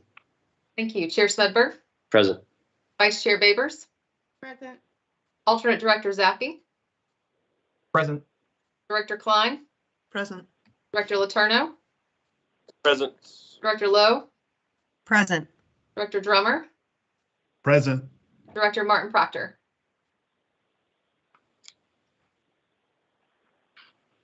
Director Martin Proctor. Okay, Mr. Chair, you have a quorum. Thank you. All right, thank you, Ms. Ellison. Our first order of business is approval of the agenda. If there are no objections, I'd like to consider the agenda approved as presented with one change to add an employee spotlight recognizing some extraordinary Metro employees we have with us here this morning. Are there any objections to the agenda and that addition? Hearing none, the agenda is approved. We have 2 sets of minutes for approval, the board meeting and the executive session from March 24th, 2022. I'd like to consider these minutes approved as presented. Does anyone have any objections, comments, or changes to those minutes? Okay, hearing none, the minutes are approved. Thank you. Next, we have our employee spotlight, and I'd like to turn the floor over to our general manager, Paul Wiedefeld. Thank you, Mr. Good Chairman. morning. Good morning, how are you? Good, good. Good. For this month's employee spotlight, we're joined by several Metro employees who courageously responded to last week's terrible shooting incident at Van Ness community. The individuals we are recognizing today include field supervisors and bus operators from Metro's nearby Western Bus Division. As Metropolitan Police Department Chief Conte noted in a thank you letter to Metro, our bus employees were heroic and courageous, going above and beyond the call of duty. While law enforcement worked to clear the area and locate the shooter, these individuals played a key role in operating and managing the Metro bus vehicles that drove people away from the scene to safety. We are incredibly grateful for your quick thinking and on-the-ground operations that help keep our community safe. Please join me in honoring the following employees who directly assisted our community last Friday. From bus operators James Mack, Yoma Geta Mese, Timothy Harwell, Tawana Boyd Raleigh, and from Transit Field Supervision, Gary Davis, Haywood McNeil, Ahmet Tonse, Jane Jackson, and Gloria Brown. And I believe I see ATU Barry Wilson in there. Is he in the room? I can't see that clearly. I think he was trying to make it there. Yeah, okay, hi Barry. I also want to recognize the countless work from behind the scenes last Friday as well. That includes obviously the MTPD officers who supported local and federal law enforcement on the scene, as well as employees in our bus operations control center and our rail control center who kept buses and rail service running as smoothly as possible, even as the street closures and other impacts in that area. All of you exemplify Metro's commitment to our customers and to the communities that we serve. So thank you very much for everything you did.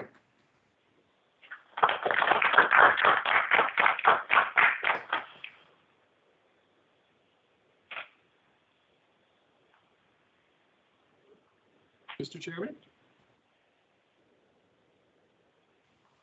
I'm sorry about that. I was muted there. Thank you all.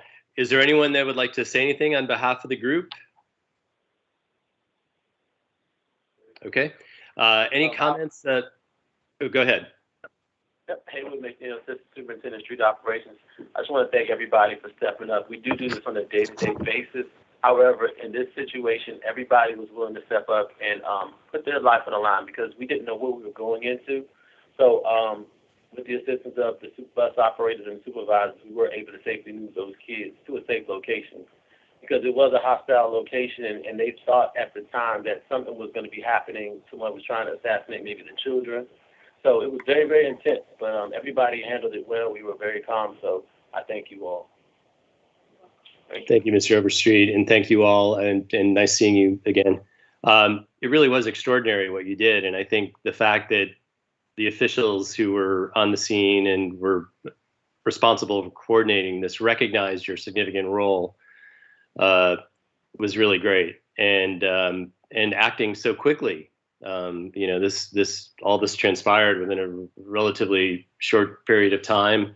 And I just seeing the visuals on television, it really made me appreciate, you know, what you all did and what other emergency responders and community leaders did to make sure everyone was as safe as possible. So really appreciate it. And Mr. Wiedefeld, thank you so much for highlighting this and, you know, the extraordinary work that, you know, these people have done, you know, during that event. I mean, it really was extraordinary.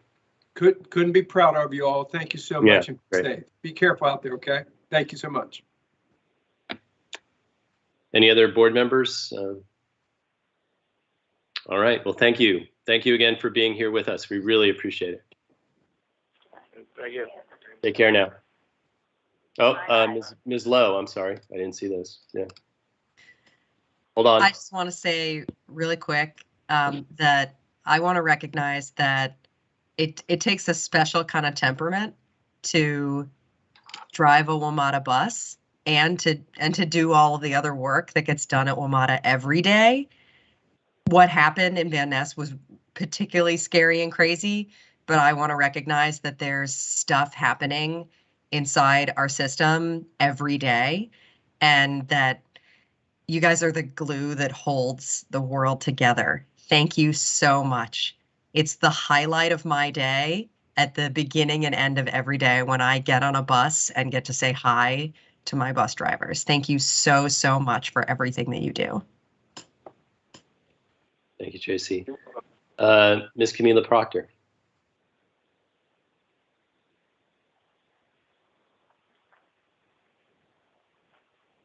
Camila, are you on mute? I think you might be on mute.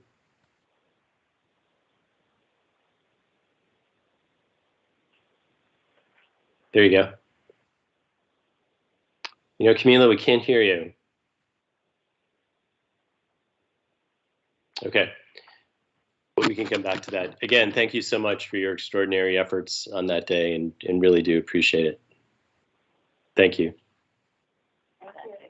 Take care now.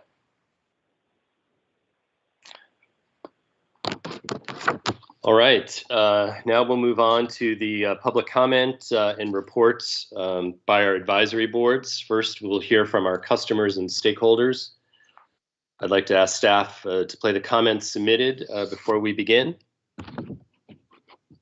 Good morning. Our first comment is from Ansel Torres.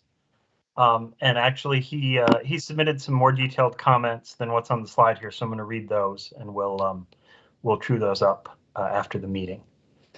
Ansel Torres, Silver Spring, Maryland. One of the most disturbing policies of WMATA is the requirement that all cash-paying disabled passengers must pay their fare on the sidewalk before boarding all paratransit vehicles. By comparison, no Metrobus customers are required to do the same. Actually, WMATA is the only one of the top 3 largest paratransit systems in the country that has adopted this discriminatory practice. WMATA justifies this heavy-handed policy because they claim that a few paratransit riders once boarded their vehicle and refused to pay their fare. So, if you're a disabled paratransit rider, it means that you are considered a high-risk fare cheat suspect at WMATA. Essentially, this policy says lock the disabled down tight so that, God forbid, none of them can get away from paying their $6.50 highest paratransit fare in the land. Does this seem familiar? Yes, it is called disabled profiling, the ugly cousin of racial profiling. Is this policy a demonstration of Metro's sound, effective fiscal management of taxpayer dollars that fund the system, or a high-handed discriminatory overreaction? Let us look at the facts. WMATA reports that in the first half of fiscal year 2022, about 34% of Metrobus riders did not pay their fare. This has resulted in the loss of $10 million. If this trend continues, it could mean that Metro will sustain a loss of at least twice that at the end of the year. This is not a new problem. It has been going on for years and years. Has WMATA introduced any policies to force all Metrobus riders to pay their fare on the sidewalk before boarding? No. Have they introduced any policies to lock down or profile Metrobus passengers in any way so that they must pay their fare before boarding? No. Is there any realistic chance, based on Metro's history, that they will crack down on these Metrobus fare cheats? No. Actually, the DC Council voted 11-2 to decriminalize fare evasion on Metro. Metro has also lowered the fares for Metro riders on the weekend. By comparison, there are no official multi-million-dollar Metro paratransit fare evasion loss reports, or even one news media report of Metro Access riders not paying to ride. Even if every last Metro Access paratransit rider evaded their fare for 1 year, which will never happen, it would only amount to $5 million anyway. Metro estimates that they will lose upwards of $50 million in fares this year when Metro Rail and Metrobus fare evasion losses are combined. So why the hostile, over-the-top discriminatory profiling of disabled riders when you don't have a real problem with disabled fare evaders? This reminds me of states that boast of the security and integrity of their election system, yet they're hell-bent on passing an avalanche of restrictive legislation to protect the vote that will discourage many from voting or participating in elections on any level.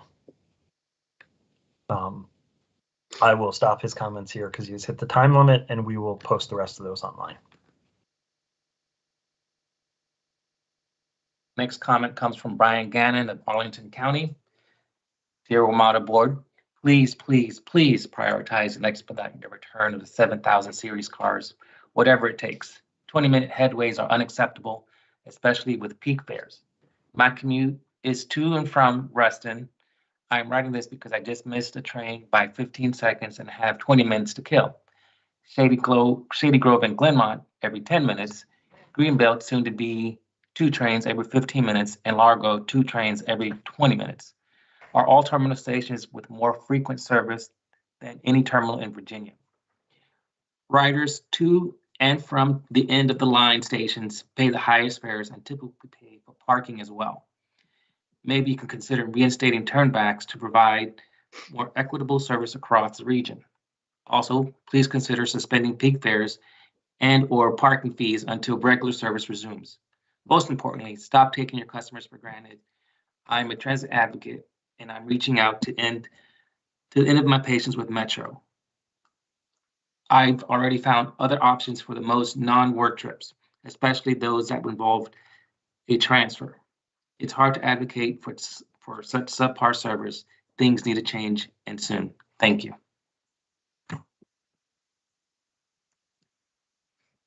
Our next comment is from David Herbst of Alexandria, Virginia. I'm extremely frustrated by the continuing reduced service on the Yellow Line. I understand the necessity of having a deliberate approach to the derailment mitigation development plans, but the lack of transparency regarding the progress of those plans is unacceptable.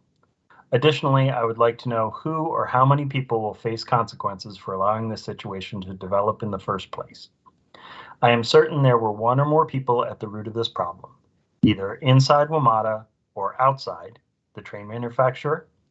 Without consequence, we, Metro stakeholders, are forced to rely on Metro employees' own introspection and self-improvement for overall system improvements. This is an unreasonable ask for any organization, and if those things were normally within reach in our society, we probably wouldn't have nearly as many social problems as we do right now. So, that being said, I renew my calls for the root cause analysis of the derailment to be released and for those responsible to be held accountable.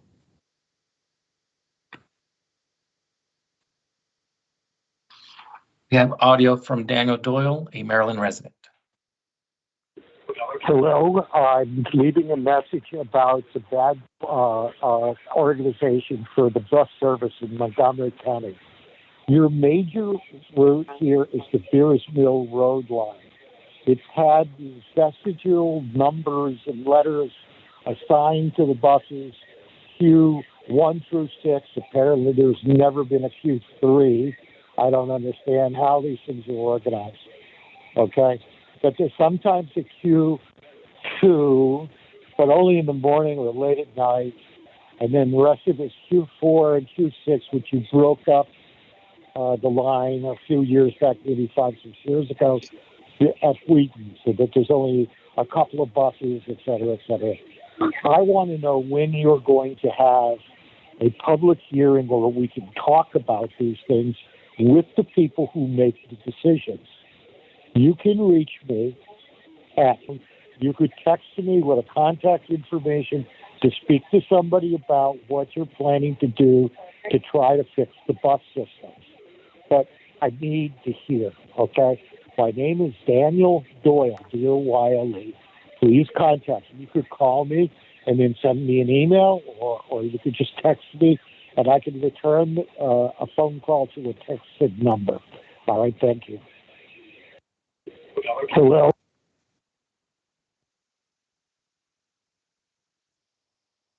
Thank you. Our next comment is from Jane Kepler from Prince George's County, Maryland.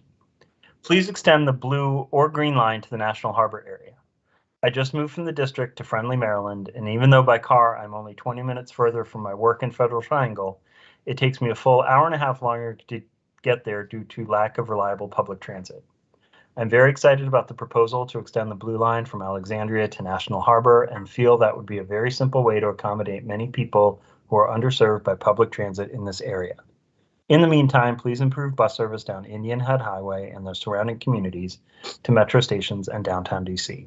It would be amazing if there was an express bus that went straight into DC via 295 from the Fort Washington Friendly area, as many people who live here work downtown or would like to go to baseball games or go out in the city without worrying about parking.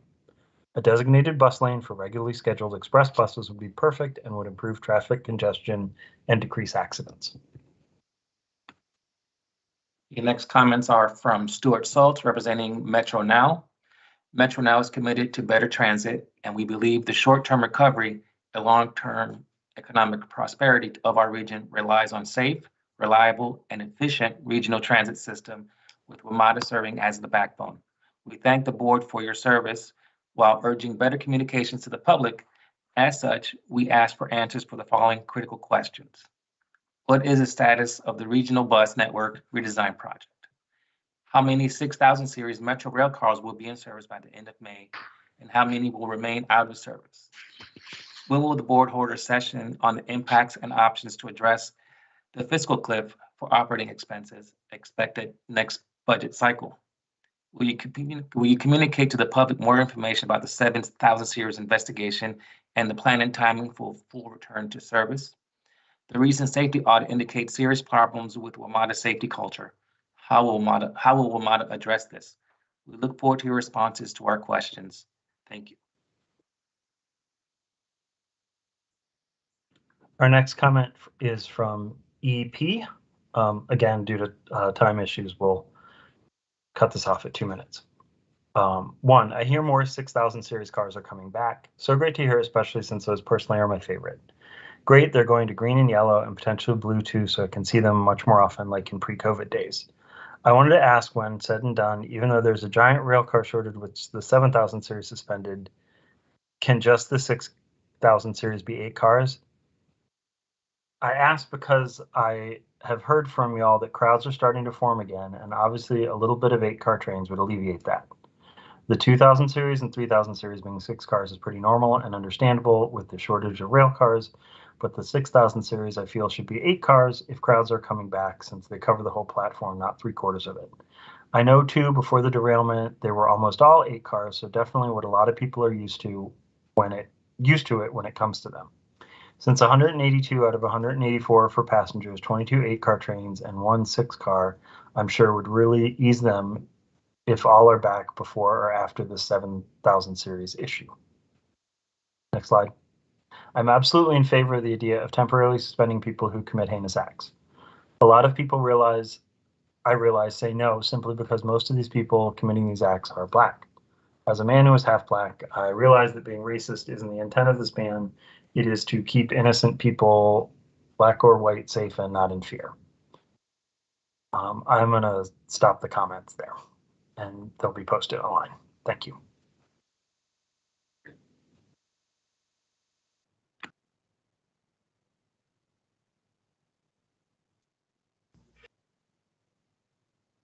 Thank you, John and Jose, and appreciate everyone for writing in or calling in with their comments. Appreciate that. Next, we'll hear from the Accessibility Advisory Committee. Mr. Posner, Philip, good morning. Good morning.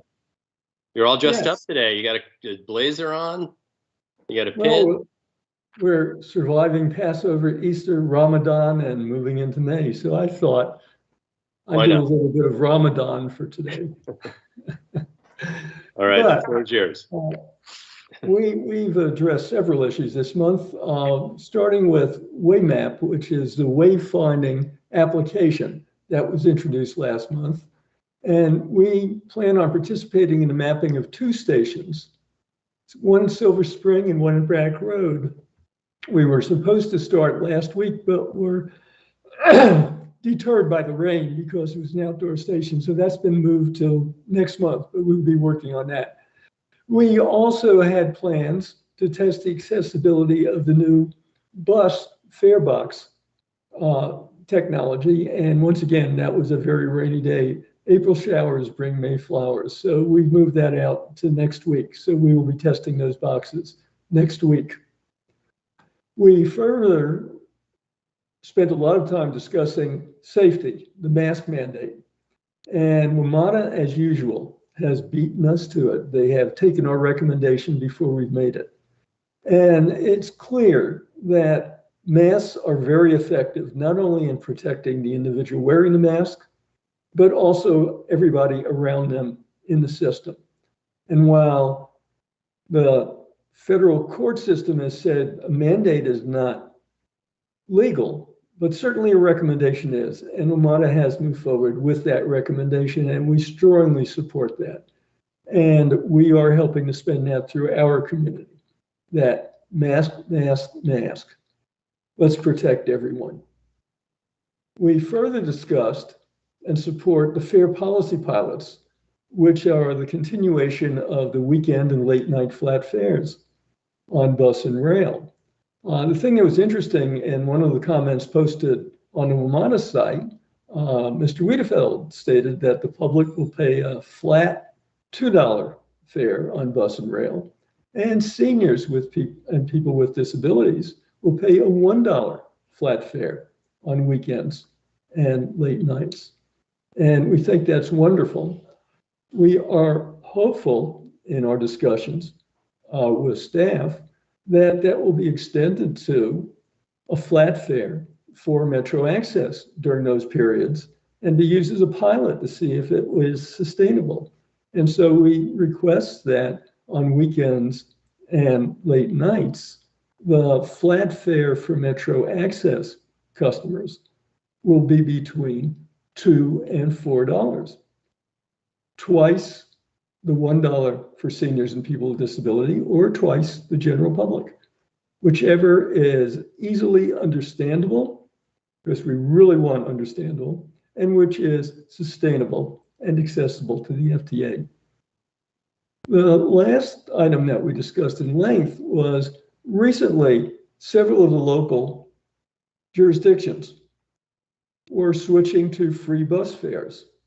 Alexandria, Prince George's County, Montgomery County, DC, and Arlington, and also Richmond. And the thing that was interesting is Richmond is now considering discontinuing them because it currently is not sustainable. And so once again, we think for Metro Access, the important thing is understandable, flat, reasonable, legal, and sustainable. And you've had a really nice presentation on sustainability this morning, and you're doing a terrific time in developing that. I want to thank you for listening, wish you a great May, and what better way to start May is to come visit the first AAC meeting, which is this coming Monday. It runs from 5 to 7, and you can telecommute to it. Or our second meeting the following week, which will be our bus rail committee. And our third meeting will be the third week in May, which is the Metro Access meeting. And we welcome any and all board members and staff members to come visit with us and give us your comments and ask us your questions. So thank you so much. Philip, and really do appreciate all the work that your committee does and how collaborative you are with staff and the community. So appreciate that. Any questions for Mr. Posner? Anyone? Okay. Thank you, Philip. Good seeing you. Thank you. All right. Hopefully Take care. we'll see you soon in May. See you soon. All right. Next would be our Riders Advisory Council. However, Mr. Meyer, the chair, is unable to join us today.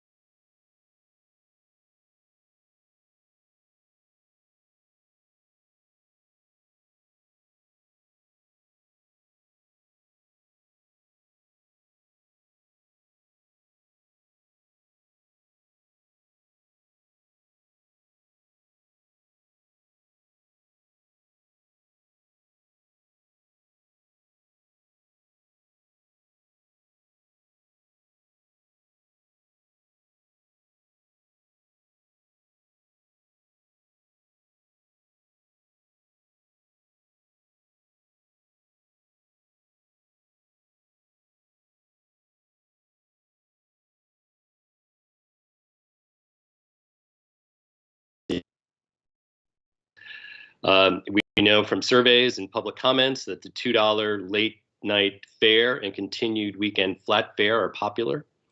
We are currently grateful for the federal support we received for the budget that really helped sustain us over this very challenging period of time. Unfortunately, the fiscal year 24 outlook is not as positive, and we do not anticipate additional federal relief beyond what the relief we've already received. So we have some difficult work ahead and some very hard choices to help us establish the fiscal year 24 budget. We will be working with our customers, employees, jurisdictions, stakeholders, and elected officials to develop future budget priorities. I'd also like to note that Metro is recruiting to fill all positions on the Accessibility Advisory Committee. The committee helps represent the interests of individuals with disabilities and senior citizens who ride Metro and who are some of our most transit-dependent customers. Applications can be found via the Metro website and will be accepted until 5 p.m. on Monday, Friday, May 13th. I'd also like to thank the over 50 members of the public who applied to fill vacant positions on the Riders Advisory Council. The board is reviewing the applications that we have received, and we look forward to making appointments at our next board meeting. This concludes my report. Now I'll turn the floor over to our GM, Mr. Wiedefeld, for his report. Mr. Wiedefeld, good morning. Thank you, Mr. Chairman. A few comments. First, I did want to, for particularly new members of the board, an action taken earlier today by the executive committee regarding the audits. I did want to thank our CFO, Dennis Anasiki. As members that have been here longer know, that was quite an effort to get there. As you may recall, actually, the federal government had in effect almost taken over the finances for the agency several years ago. So to have a continuation of clean audits is to work a lot of hard work from a number of people in our CFO's office. I just wanted to thank them for all they've done. In terms of Metro Rail service, the good news is starting Monday, May 2nd, we will increase service on the green and yellow lines by 5 minutes. That means trains will arrive every 15 minutes rather than every 20 minutes. And at stations served by both lines from Greenbelt to L'Enfant Plaza, trains will come every 7 to 8 minutes. This information has already been updated in our trip planner at WMATA.com, so the customers who need to plan ahead have the most accurate, up-to-date schedule information. And riders can avoid wait times on platforms by using Next Train on their phones. This improvement was made possible by the return of service of the 6000 series rail cars, which have been reviewed by the WMSC before being placed back into service.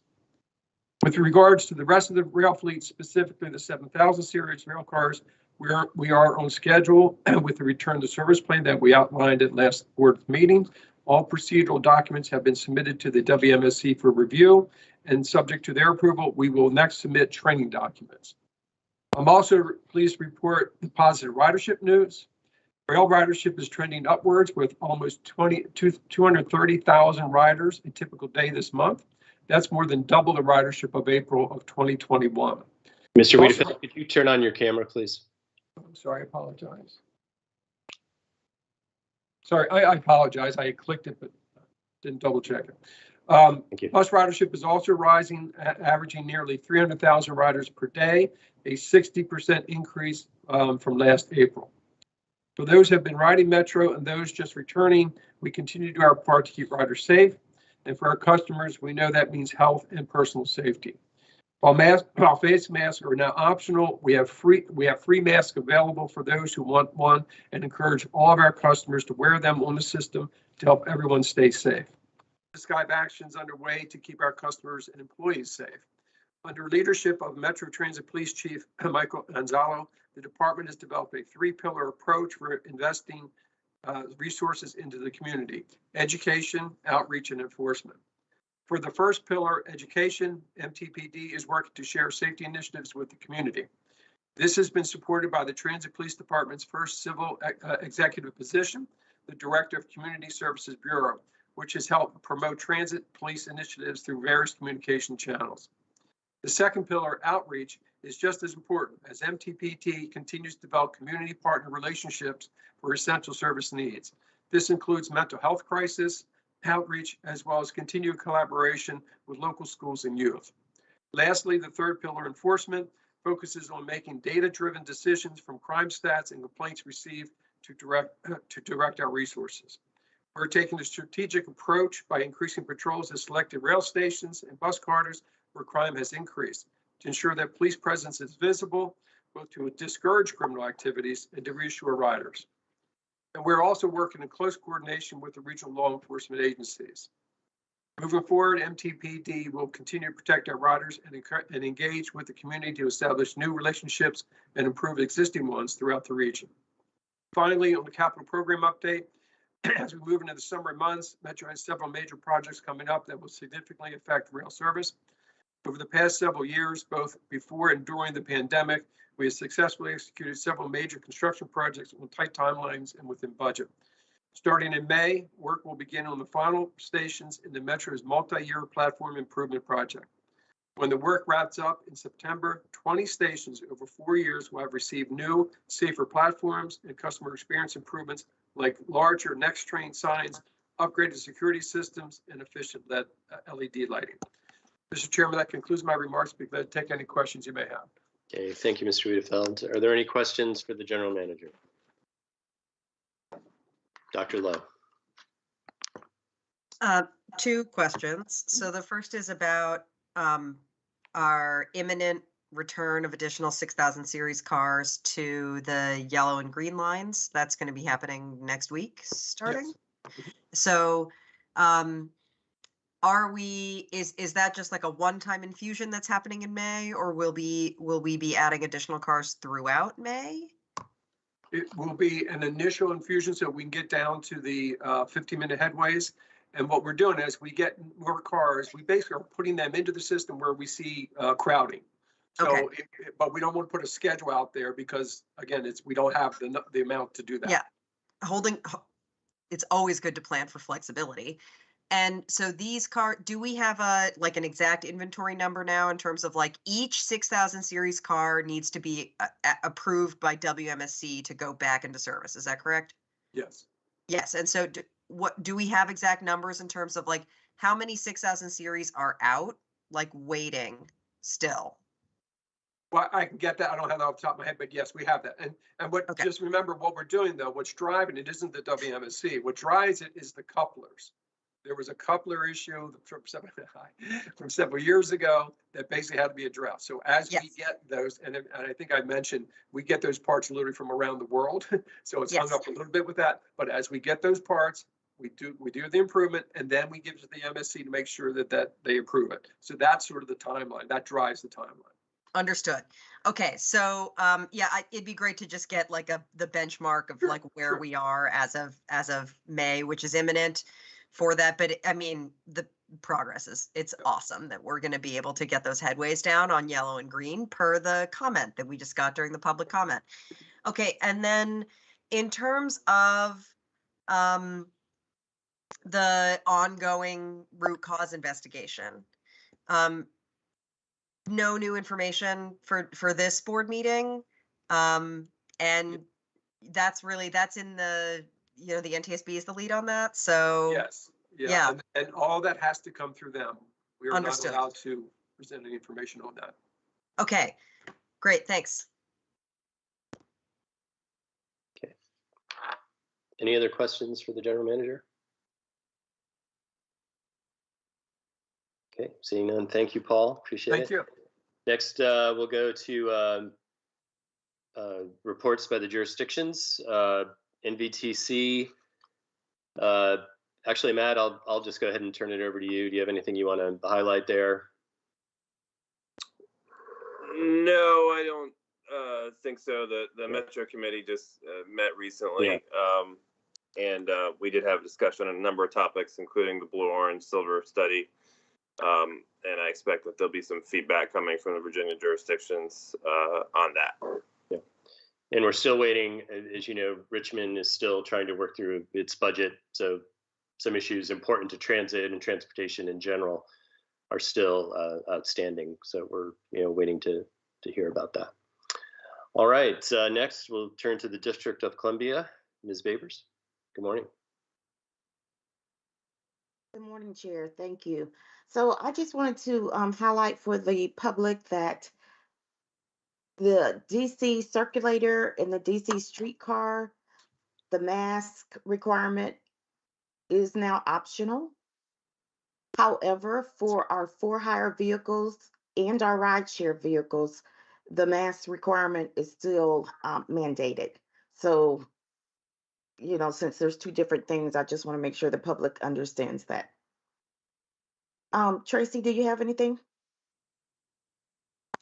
No, ma'am. Thank you. Okay. Thank you, Chair. Okay. Next, we'll turn to Maryland, Mr. Drummer. Or actually, WSTC. Sorry, Maryland. And actually, it's Mr. Zappi. That's all right. Thanks, Secretary Mr. Chair. Okay. Two quick updates.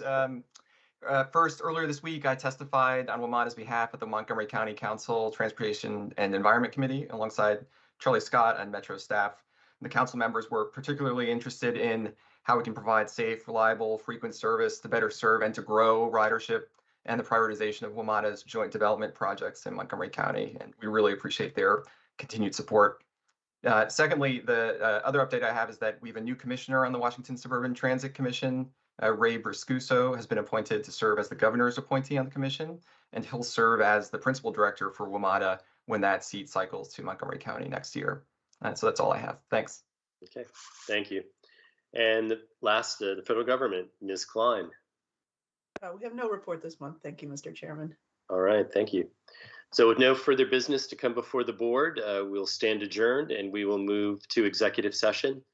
In accordance with the bylaws, I, Paul Smedberg, request that the board of directors convene an executive session to discuss the following matters pursuant to Article 2, Paragraph 9, subsections B, litigation, investigations, or other legal matters requiring the provision of legal advice or consultation with counsel and staff members, and C, personnel or labor issues, including decision of labor contracts and labor negotiations or interviews of candidates for employment and the assignment, promotion, performance, demotion, or resignation of individuals, and D, contractual or other matters involving confidential or proprietary concerns and the investment of public funds where discussion in public would adversely affect the financial interests of WMATA, and F, safety and security matters where premature release would compromise public safety. Is there a second?